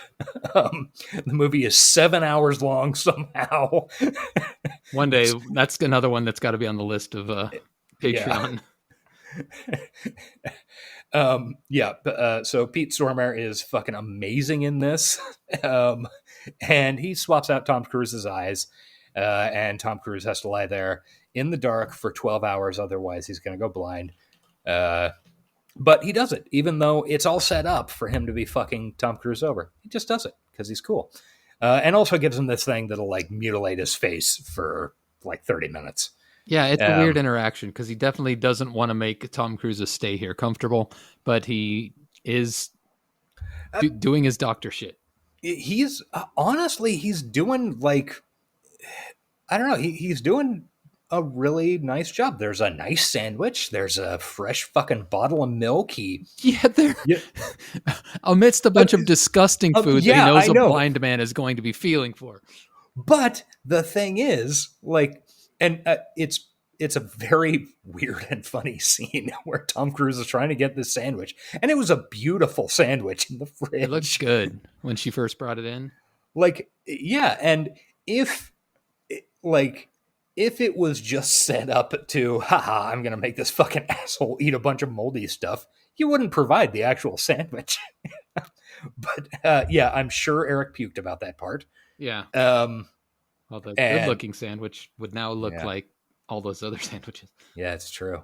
I'm just cruising through Pete Stormare's IMDb, and he was a great voice in the Castlevania animated series. Oh, you're right. Yes, he was the fucking Viking. I am a fucking Viking.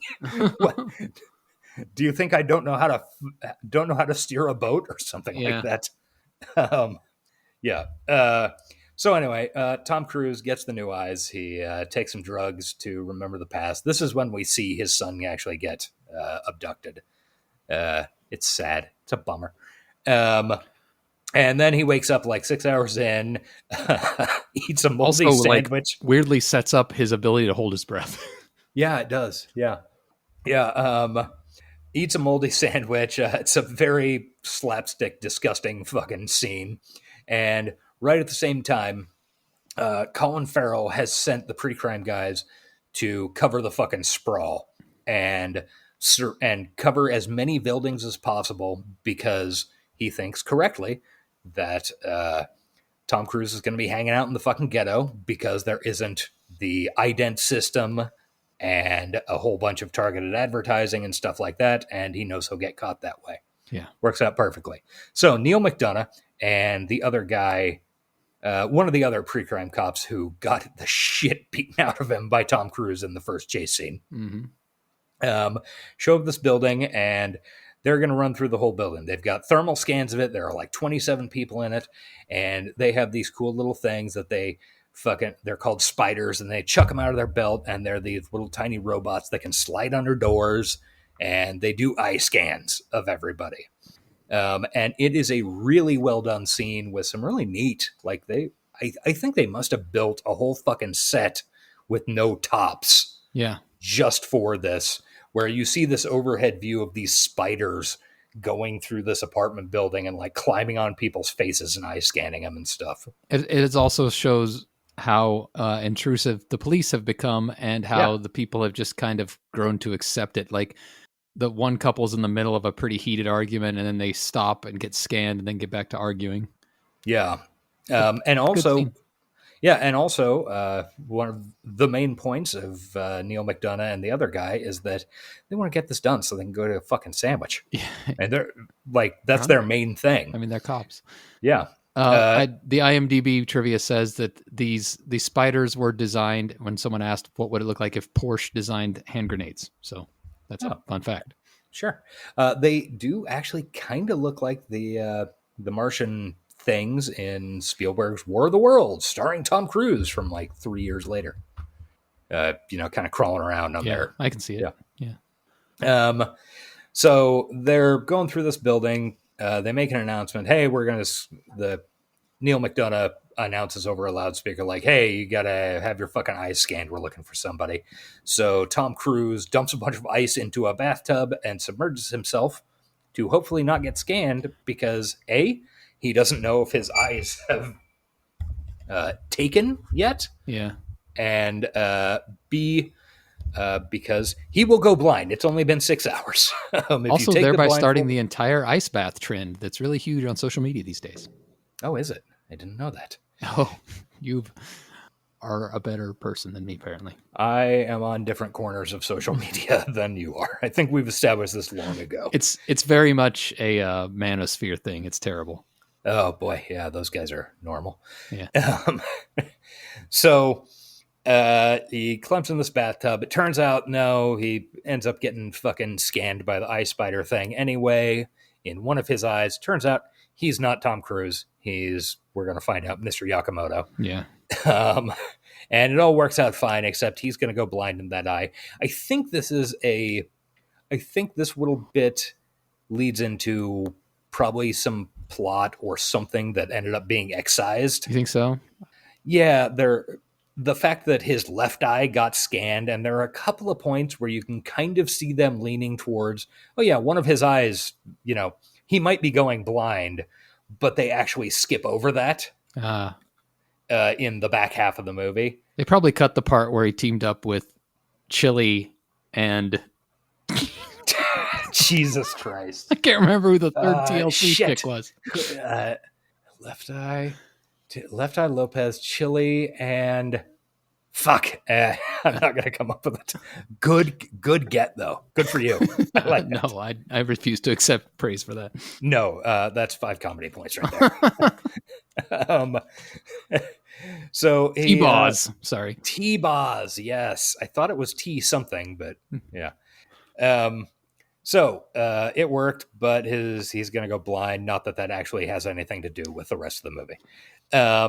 So he's going to go break into pre-crime. He uses the face injector thing, which takes all the muscle tone out of his face, and he looks all gross. And he looks like Colin Farrell in The Penguin. He looks like Colin Farrell in The Penguin, or Tom Cruise the year before in Vanilla Sky. Vanilla Sky, yeah. Perhaps if the two of them had a child. Yeah.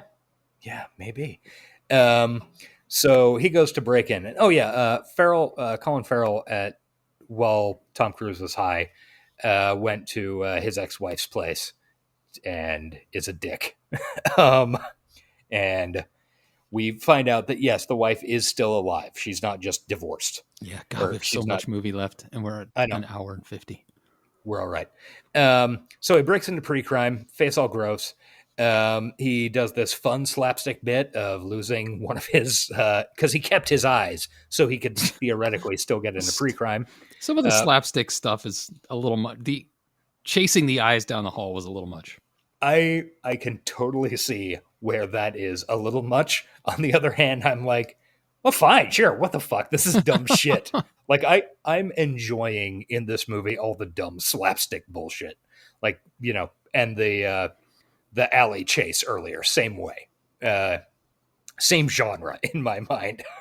Because this movie, if you took that shit out, would be oppressively dark and a fucking bummer. You're right. And we have complained about that in past from other movies. So yeah. But man, it's literally chasing his own eyeballs. It's literally bouncing and rolling down a fucking concrete ramp, and one of them goes down a grate. And he only catches the other one by the optic nerve. Yeah, but he catches it. So he's able to get in. He tries to get information from Agatha, but then he gets caught too quick, so he can't get it. So he goes ahead and abducts her. He dives into the tub. Yeah, they and then to get away from Colin Farrell, who at this point is in a different room in the building and is going through the pre-crime murder that Tom Cruise is going to kill Leo Crow stuff again, and identifies, hey, there's Agatha in that. Oh shit, he's coming here to abduct her because she has to appear in that future. And they interrupt him trying to scan through and can't find a minority report fast enough in her brain. And then he flushes the cum tub. That's when we learned the cum tub is actually a cum toilet. Yes. And he and Agatha go hurtling down into the next section of the movie. Into the cum sewer. Yeah. So they go on, and it turns out that number one, Samantha Morton plays Agatha, and she has a perfect round head. It's very round. She has a beautiful head to shave. As you know, and I say this as somebody who shaves his head pretty regularly.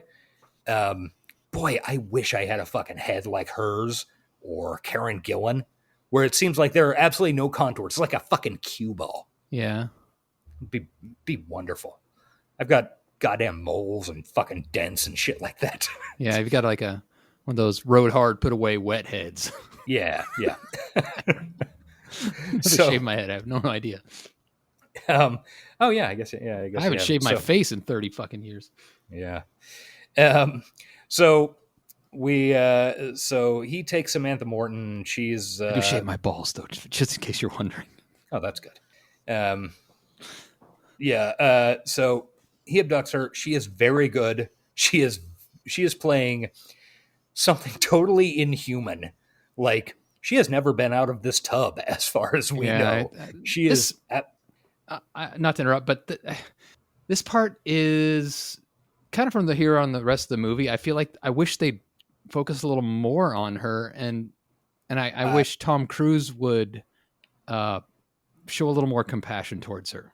I get it, and I think he initially, at least in these first several scenes, he's basically acting like she is an irritating hard drive that needs to be babied. Exactly. Yes. And then, like, towards the end, he kind of realizes, oh, she's a people. Yeah. And I think maybe they just didn't make that. I don't know. They didn't have any more time to throw in. Maybe they could have kicked the eyeball rolling scene out and exactly. Tom Cruise like sharing a cup of coffee with this girl and finding out that she's a human. I don't know. It was, they never quite humanized her enough, I felt like.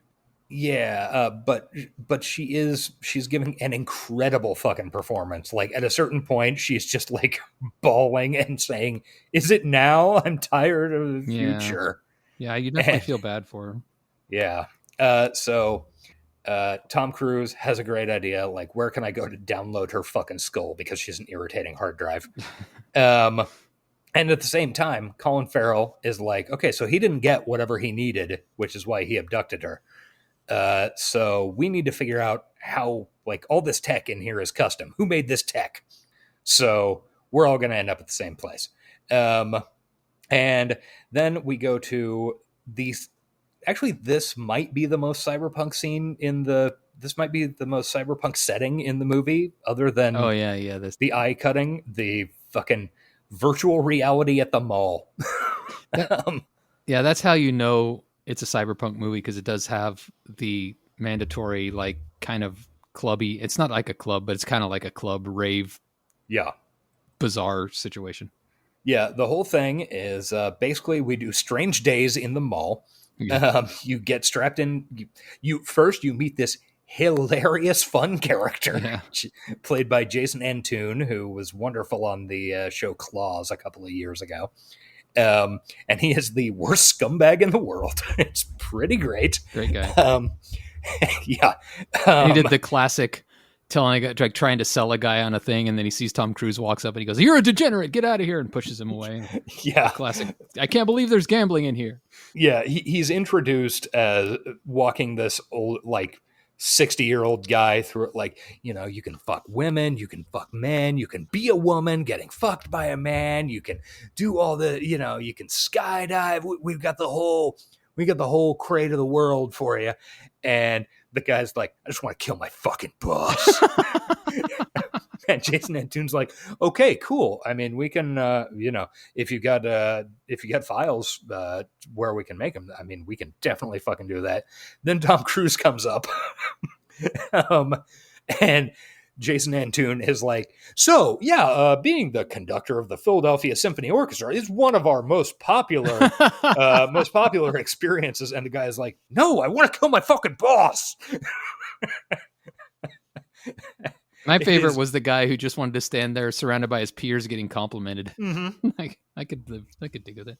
Yeah, it's very it's very fucking fun, and the most cyberpunk setting in the movie. I mean, it is. The whole Simpsons thing is a huge cyberpunk. And yeah, and then so Tom Cruise is like, "Hey, I got a precog here. We need to pull some data out of her." And Jason Antoon's like, bullshit. Wait a minute.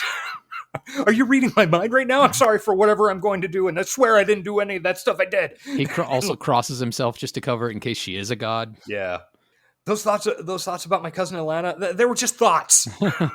He just starts admitting to everything. It is fucking hilarious. So they plug her into a bunch of stuff, and they're watching some replay shit. And it's like going too fast, and Tom Cruise is like, "Slow it down." And Jason Antoon is hilarious. He's like, "What? I should hit her on the head? I don't know. What the fuck, dude? I'm gonna slow it down." Yeah.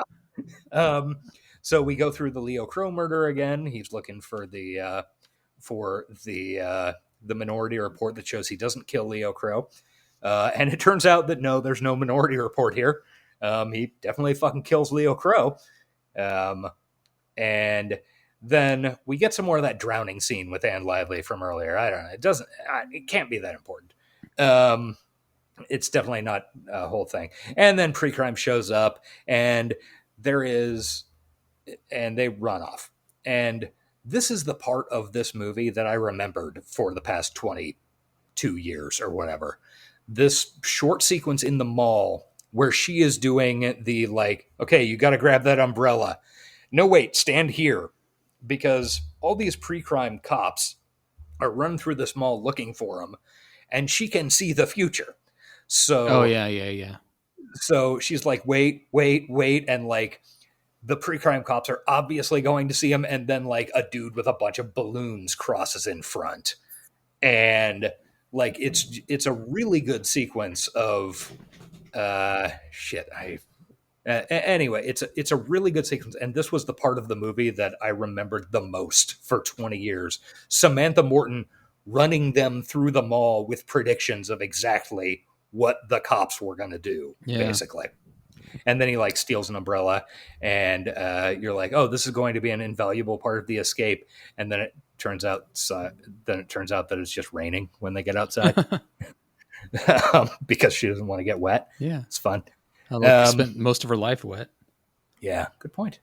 One thing we never pointed out how frequently product placement is in this movie, because There is a ton. there's so much. Like the car he Yeah. drives off the assembly line is very specifically a Lexus, which He goes into a Gap. he goes into a Gap, and it's very obviously a Gap. Yeah, and there's a bunch, and it's not particularly subtle. Apparently, Steven Spielberg got a Lexus for including a Lexus in the scene, so Sure. good for him, I guess. And I mean, honestly, if you're going to have a movie with a bunch of product placement, like this is the fact makes that sense. the fact that there is intrusive product placement in everyday life is a major plot point. Yeah, sure. Yeah, Fair enough.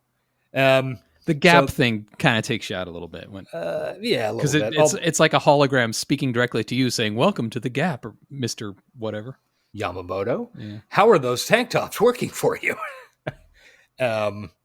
Okay, so they get out of the mall, and then it's like at this point, another thing I think this movie should have done is established kind of the countdown better.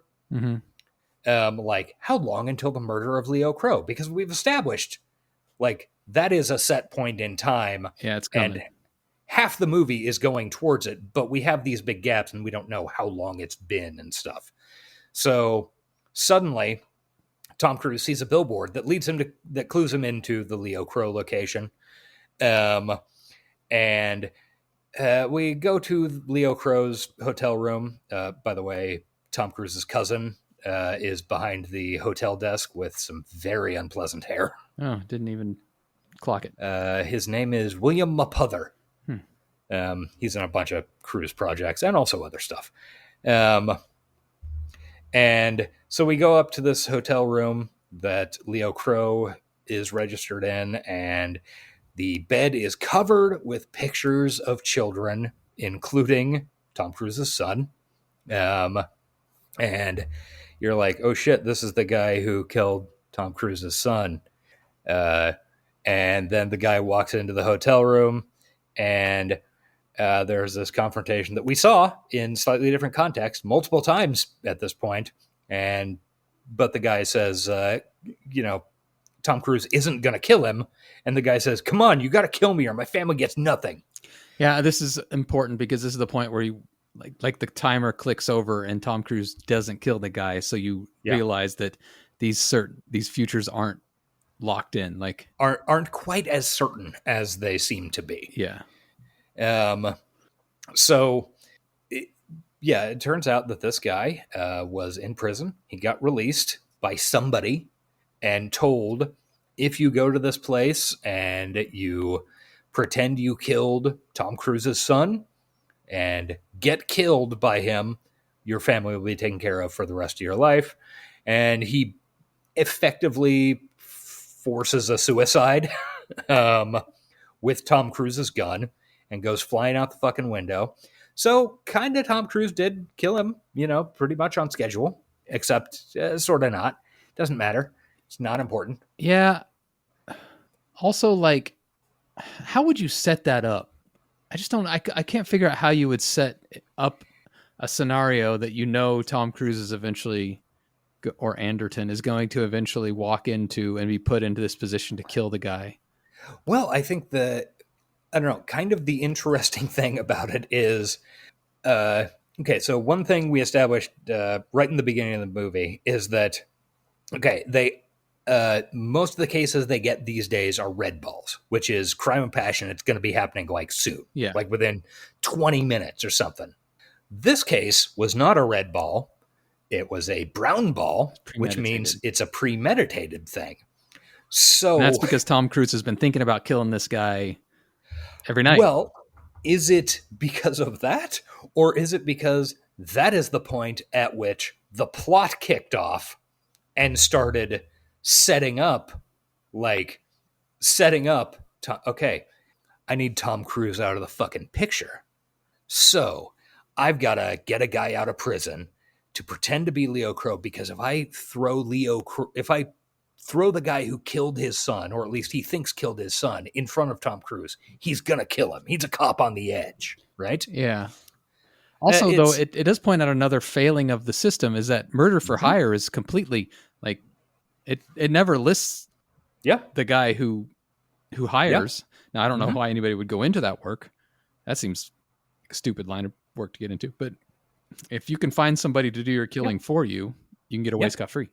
Yeah, especially because they don't seem to pay any attention to the people at all once the murder itself is over. Like once the murder attempt is over or blocked. Yeah, they don't even like give them a trial or question them. So Yeah.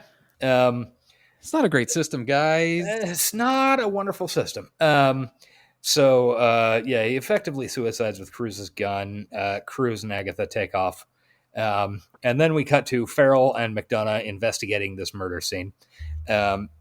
And Farrell mentions that, like, oh, yeah, before I was with the Department of Justice, I was a homicide cop for a few years, which was after he spent several years in the seminary. When he was like 14, I guess. Yeah.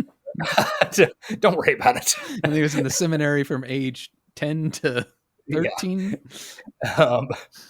He was a homicide cop. It's a real Doogie Howser of cops. Yeah. And him and McDonough are investigating this. And McDonough has never investigated a murder before. Apparently, he was a treasury cop before he got into pre-crime. Yeah. Well. And Farrell says, okay, this is something that we never had when I did homicide. This is what you call a fucking orgy of evidence. Look at these pictures of dead kids, including Cruz's kid lying on the bed. Like, this doesn't happen. Like, this is too clean and easy. Yeah. So he's pretty suspicious of, like, what the fuck is going on. And he ends up calling Burgess, Max von Sydow, to meet at Anderton's place because he thinks everything is all wrong. And he's been going back through the stuff that Anderton was looking at, including the data on the Lively murder that he found out Cruz was looking at. And he's noticed some differences in the video. Because he's a good detective. Like, the main thing is, like, the waves are moving one way in this one video, but in the other video, they're moving the opposite way. And we've established that the precogs, like, there's a thing, sometimes they get echoes, basically, deja vu. And so as soon as something old comes up on the screen, the technicians, delete it, so it doesn't interfere with, fresh pre-crime stuff. So he's come up with the idea that, wait, there are two, we're not seeing the same murder between these two things. What do you think of this, Burgess? And then Burgess does an LA Confidential on him. Yeah. Which is why when you mentioned James Cromwell earlier, I was like, oh, yeah. Whitwer is like, okay, so here's what I figured out. What the fuck do you think about this? And who would stand to benefit from, oh shit, and Max von Sydow fucking shoots him and kills him with Anderton's gun. I don't remember how quickly I figured it out when I first watched this when it was new. This time, like, you can just see it coming from a mile away. It feels like there's not much of a twist here. I think it could have been maybe done a little. There are some issues that I think maybe could have been done a little better, because what they should have done is set up Farrell as much more antagonistic. Yeah. Not just in chasing Tom Cruise or trying to shut down the program, but, like, actively and audibly, I want John Anderton's job. Yeah. Or something like that, to set him up better as, like, oh, it's going to turn out that he was the plotter all along. And then this would be a huge twist. Even then, early on that it had to be somebody within the system. I don't know. We could argue forever. That's the type of thing that could have been solved with a single line, like, the Department of Justice has been investigating us and in our computer systems for weeks, but now they're showing up in person. That type of thing. They could have done that better. I just had this feeling when Colin Farrell says that's too much evidence, and it's clear in his mind that Anderton's not a murderer anymore. You're like, this guy's going to die very soon. Yeah. And then the next scene he dies. Yeah, they definitely could have done that better. I think the main thing is this movie was relying on the audience going like, oh shit, we forgot that this was the plot. Yeah, true. Which is easy you to know, forget. Yeah, you're going from one chase to another and this cool thing and that cool thing, which is definitely a way you can do movies pretty well. But I think you're right. This should have been a bigger twist. They should have opposite of foreshadowed it. Yeah, I mean, not going to tell Steven Spielberg how to make movies. Yeah. And I just feel like there could have been a few more misdirections done along the way. Yeah. I think you're right. So, Cruz and Agatha cruise to his wife's place. Yeah. His name. It's also a verb. It is. And she calls Lamar. This is the 45th phone call that Max von Sydow has received from either her or John. Yeah, since John's been on the run. Yeah. And Tom Cruise talks to her and he's like, yeah, I think I was set up somehow. I don't know exactly what the deal is, but I got an idea. And then Samantha Morton does a fucking Oscar speech. She wasn't even fucking nominated for this, which I feel is unfair. She's up in the room of Sean and Laura's son, or of John and Laura's son, Sean, and she is telling them about the future that the son didn't have. Mm-hmm. And it's real fucking effective. Yeah. I don't know, it's a really great scene, and she's talking about all the things he would have done, but he didn't get a chance to. And now everything is broken. And oh, by the way, run! Yeah, the trailer. Yeah. And then Pre-Crime shows up, arrests John, halos him, and the movie ends. Dun dun dun dun. And if you talk to, you can find a million irritating threads on the internet going, actually, the last 30 minutes of Minority Reports are the dream that John was having as he was entered into the cryo chamber. I don't want to hear that. Yeah, it's very much a cracked.com view of movies, which is irritating. So anyway, the movie doesn't actually end. John gets captured, haloed. Agatha gets sent back to a tank. John gets stuck in his freezer prison cell with Tim Blake Nelson being a fucking freak again. Yeah. Tim Blake Nelson, the only guard in this cryogenic prison, which somewhere in there, Wesley Snipes is in there, bro. Oh, he is, dude. With his bleach blonde hair. That's my favorite cracked article, dude. How Minority Report and Demolition Man are the same universe. We'll see when we watch Demolition Man. Yeah. And then John's wife goes to Burgess and is trying, oh man, that was all fucked up, and gets a box of stuff from him. Here's all these old pictures and stuff, and a gun, and his eyes. the evidence that he was the evidence that he had, his eye, which is not on ice, and it would be pretty ripe at this point, I would think. Seems like, yeah. And they're having a conversation about how I should have said something. He was on drugs, but he was so traumatized from his son, and blah blah blah. And she says something about, well, he was going on about this Anne Lively murder, and I don't know, and whatever. And then Max von Sydow's like, oh, well, I'm sure there's nothing to it. He was on drugs and on the run and stuff, but I'll look and see if a woman named Anne Lively drowned. And she's like, I never said he fucking drowned, or she drowned, motherfucker. You know more about this? What?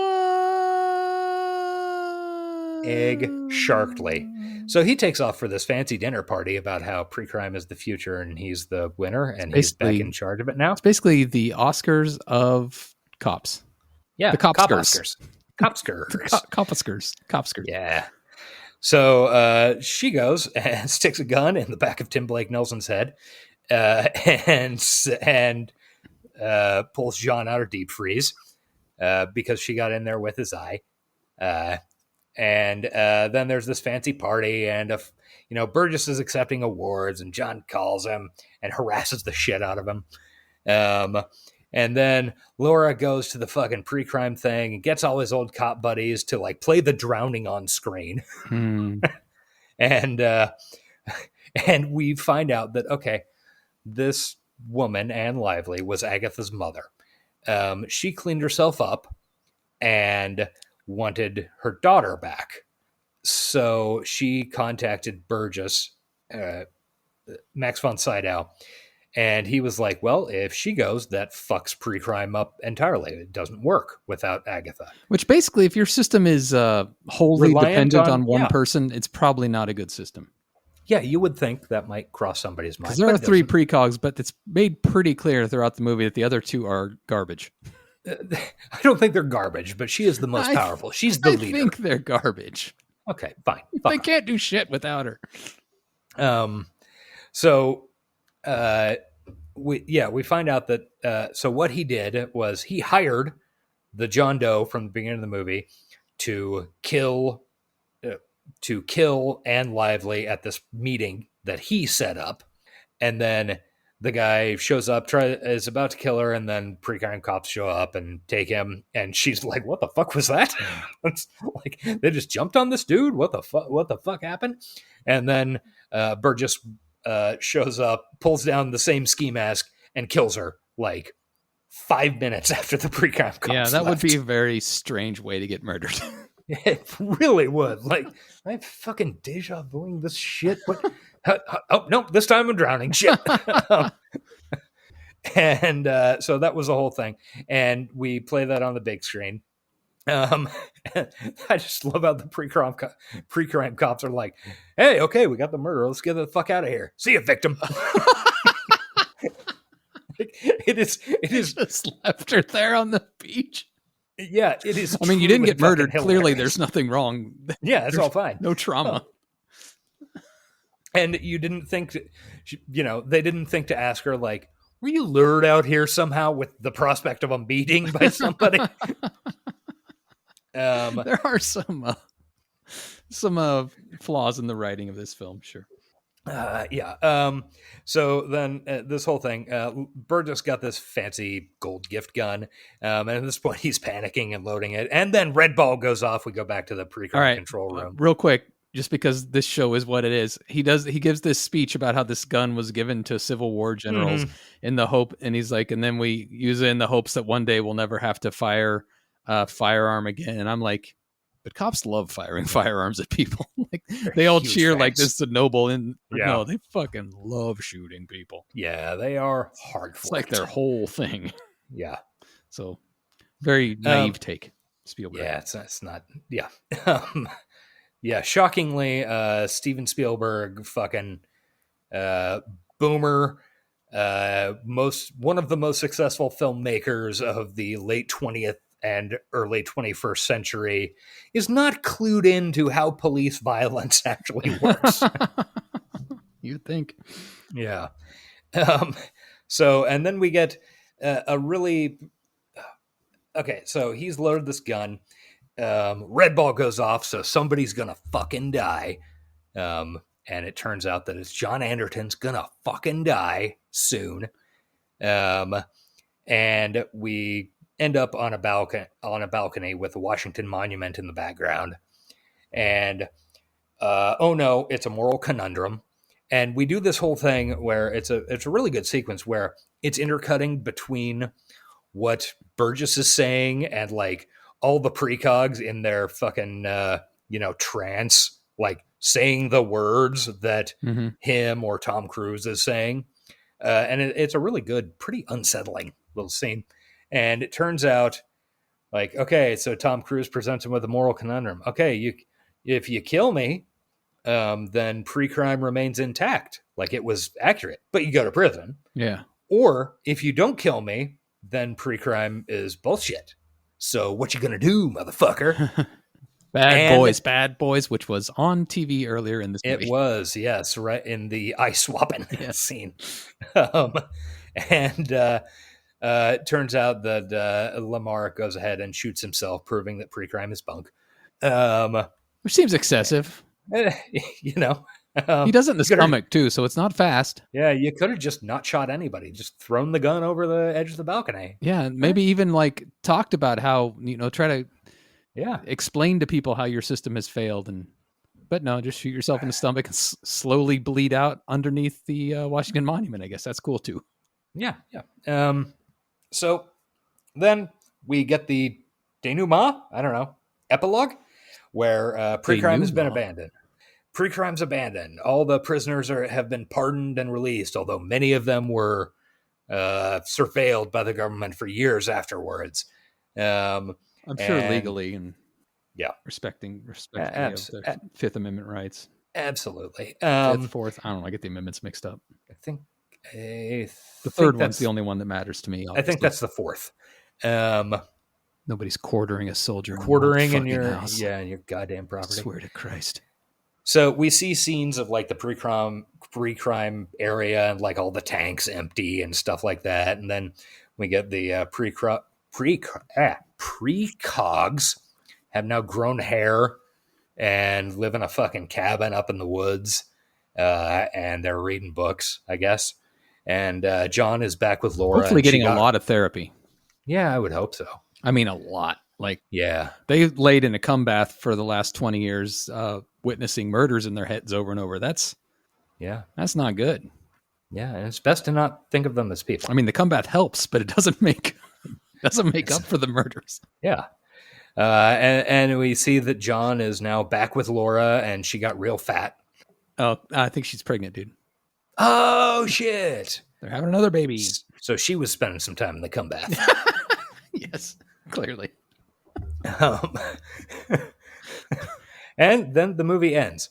And then, also, just so I don't forget, there was a weird thing in the credits, if you watched the credits at all. I did not.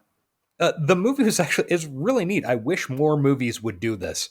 All the acting credits are divided up by like set pieces Oh, cool. or employment. Like, so there's cast divided up into like the chase, the mall, the feds, operating room, and tenement house, and that type of thing.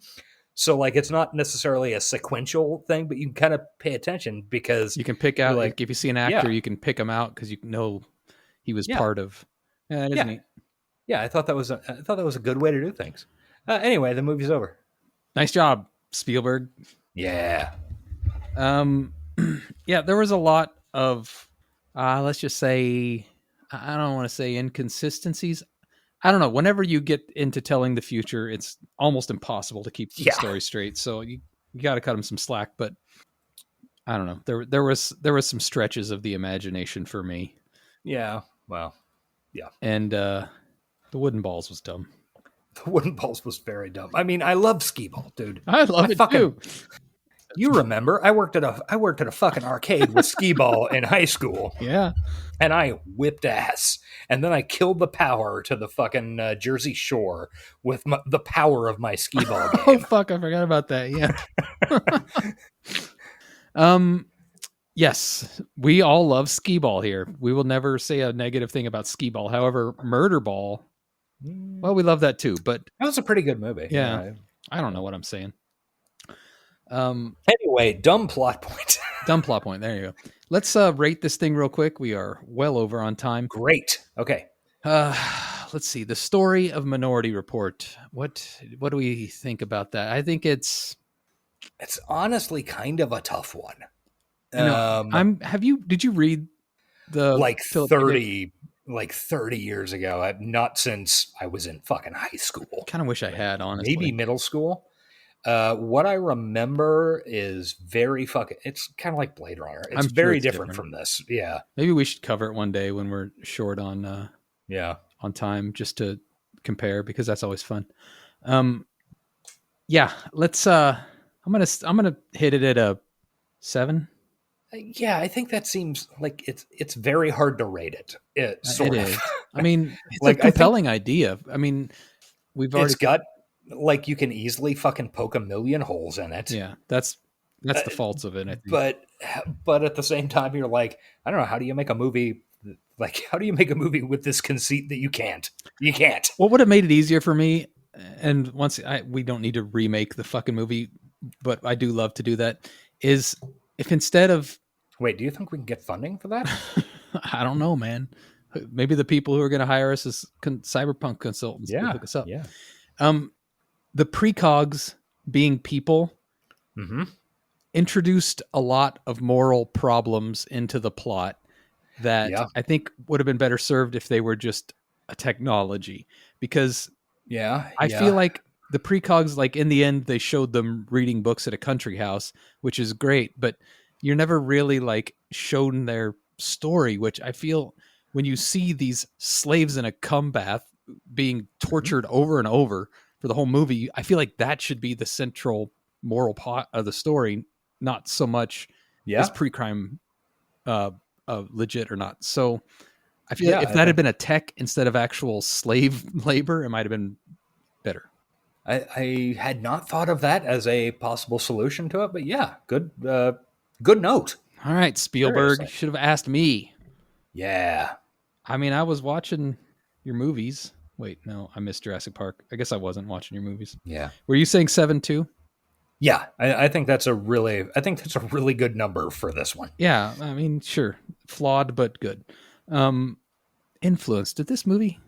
I mean, yeah, we've talked about the UI thing. I think it definitely had some influence. Yeah, the UI, also the fucking bleach bypass coloring is very much a thing that lived on for another fucking at least 10 years of, hey, we're doing the future. Yeah.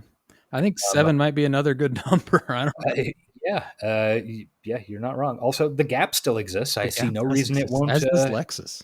Yeah, I see no reason why they won't exist in 2054. So, I'm trying to think if there's any specific tech that has been not really.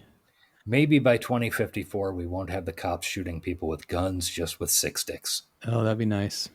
It'd be cool. Prescience. 5. I don't know, man. That's an impossible one. The whole point of the movie is prescience. Ooh, right. In that case, I guess it should be a 10. It's either 10 or 0, which is why I split it with 5. Yeah, I think that's fair. The future they envisioned as like a backdrop, I think was. I mean, the advertising the tenements seem pretty real. I can definitely imagine a part of society that lived outside of the normal part, where you can go to, the Barrens and Shadowrun or something like that. Yeah.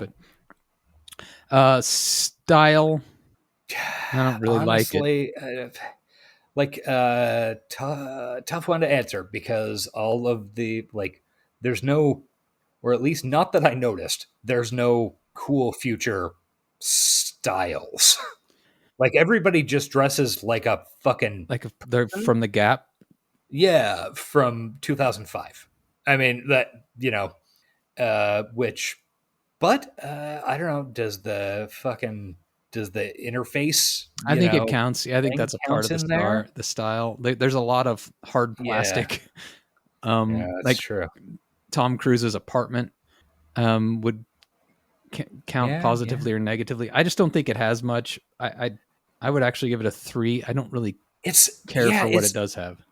It's about as milquetoast as you can get for, hey, we're setting a movie 50 years in the future. Right. Exactly. Yeah, they could, like everything looks like right now, except computers are now clear plastic in the air. There are 4 characters that they were trying to show like crazy future, like Pete Stormare, fucking the guy at the prison, Tim Blake Nelson, the lady in the greenhouse, and the dude at the Simpsons factory.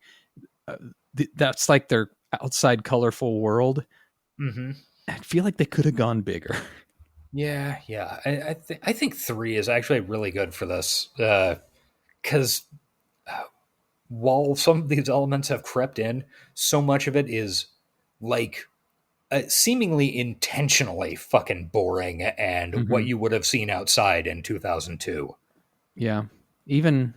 Oh, one thing that I didn't mention that I really liked as a cool detail is the weird fucking police hovercraft thing. Mm-hmm. Like, that's just a really neat design for a ship, but it's used almost zero. Yeah, like right in the beginning and maybe once at the end. Yeah, right at the end when they show up at the lake house. Yeah. 1 to 5 hand raisers. I'm going to stick it flat in the middle at a 2.5 for me. I'm going to go 3.5. I think the comedy worked for me a lot better than it did for you. But depending on this, yeah, there was. I don't want to. Actually, no. I'm gonna go 3.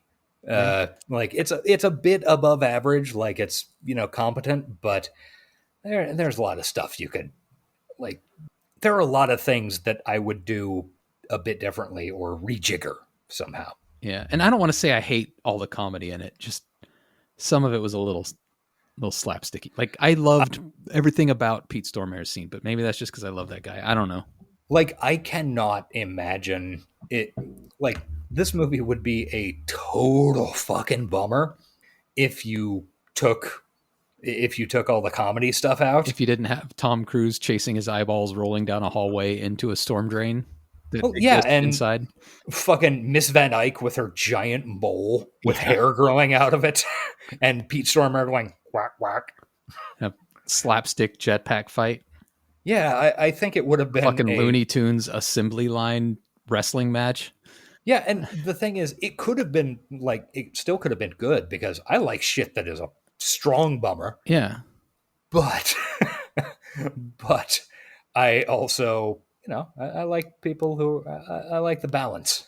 Yeah. Hey, you want to hear something about the what this was in the theaters against real quick? Yeah, real quick. This opened, I think it was June 21st, 2002. It was the number 1 movie that weekend, made $35 million. Number 2, Lilo and Stitch, a Disney movie I've never seen. Me either. Number 3, Scooby-Doo with Matthew Lillard from Hackers. Friend of the show. And written by James Gunn of Guardians of the Galaxy and, of course, Tromeo and Juliet fame. He like the head of DC universe now? Yeah, he is.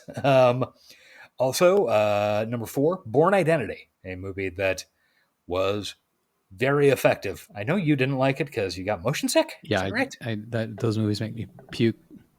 Number 4, Ben Affleck, Morgan Freeman, blowing up Baltimore with a nuclear weapon, the sum of all fears. Oh, nice. Cutting down a little ways. In its 5th week, Star Wars Attack 2, Attack of the Clones, making $5 million. In its 7th week, Spider-Man. Which I believe also had an assembly line fight scene. Yeah, I think that was Attack of the Clones. So this existed in a time where you could go watch back-to-back movies with assembly line fight scenes. Absolutely. That's your thing. And 2002 was your year. And then a movie that I don't know anything about other than it exists at number 13 in its 9th week. It's a movie called Spirit, Stallion of the Cimarron. It's an animated DreamWorks film. And the most interesting thing about that movie is that you can rearrange those nouns in any order and they all sound like they could be the same movie or a different movie. Cimarron, Spirit of the Stallion. Oh, Stallion. Stallion, the spirit. Yeah. Rearrange the nouns, not the fucking... Sorry, I'm being a dick. Yeah. No, you're right. And I vaguely remember like a cover to that. I know I've seen the poster. Yeah. Like also, I'm going to self-correct. I'm pretty sure the assembly line scene was in Revenge of the Sith. So the third one? Reverse of the... something of the Sith, whatever it was. I think that was Revenge of the Sith, right? I don't know. Yeah, I think that was right. Sure. Sounds good. And also Undercover Brother. All right. And also, as usual, Undercover Brother. As always, Undercover Brother. Which is a movie I enjoyed. Okay. We have done it. That's Minority Report. We did it. And all sorry it went so long. It did, and I don't even know what I can cut because the movie had all that stuff in it, and as we kind of pointed out, all that stuff is kind of important. So, yeah. We don't know what we're doing next yet. We're going to take Thanksgiving off because we deserve it. Yeah, we deserve it. We deserve a prize. We've actually had a pretty good run here for the last couple months. So we're going to take Thanksgiving off and then come back strong with a to-be-announced property. Yes. We've got some great fucking ideas, including a theme. Got a theme. I'm not sure how excited I am. You should be in fear of me laughing like that, audience. But yeah, look forward to that. Hope everybody's Thanksgiving goes smoothly. Actually, yeah, this will be out the day before. So hopefully your family gatherings are not filled with rage like mine would be if I wasn't skipping it. Yeah. Remember Jortz's advice of not to talk to the cops if your racist uncle has a brick to the face accident. Keep in mind, and look online. There's lots of fun stuff about indigenous practices, and keep indigenous people in your mind on this Thanksgiving Day. Yeah. And also remember, turkeys cannot fly. Okay. Did that break you? Are you not familiar with that WKRP in Cincinnati episode? Oh, fuck. I am now. I wasn't. I'm familiar with its existence. It's not something that's top of my mind when people start talking about flying turkeys. That is a reference that is older than you and I. And you're not dating yourself. You're like dating your taste. I don't know what. I guess. I don't know. From the bottom of my heart, I swear I didn't know turkeys couldn't fly. Or I thought turkeys could fly. All right. Do we have a quote we're going out on? Careful, Chief. Dig up the past. All you get is dirty. That was Gideon, also Deputy Dog. Bye. Come tub. Come tub. This has been the High Tech Low Life podcast. Find us on Twitter at Johnny60seconds, email us at hightechlowlifepodcast@gmail.com, and find us on Patreon at patreon.com/hightechlowlife. Theme music by Nihilor at nihilor.com. Thank you for listening.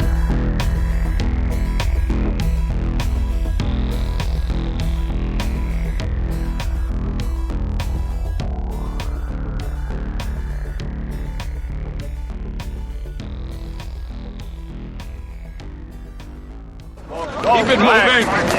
Come on, what are you waiting on? Let's go. They're trashing our rights, man! They're trashing the fluid data! They're trashing! Hype the planet! Hype the planet! Shut up and get in the car.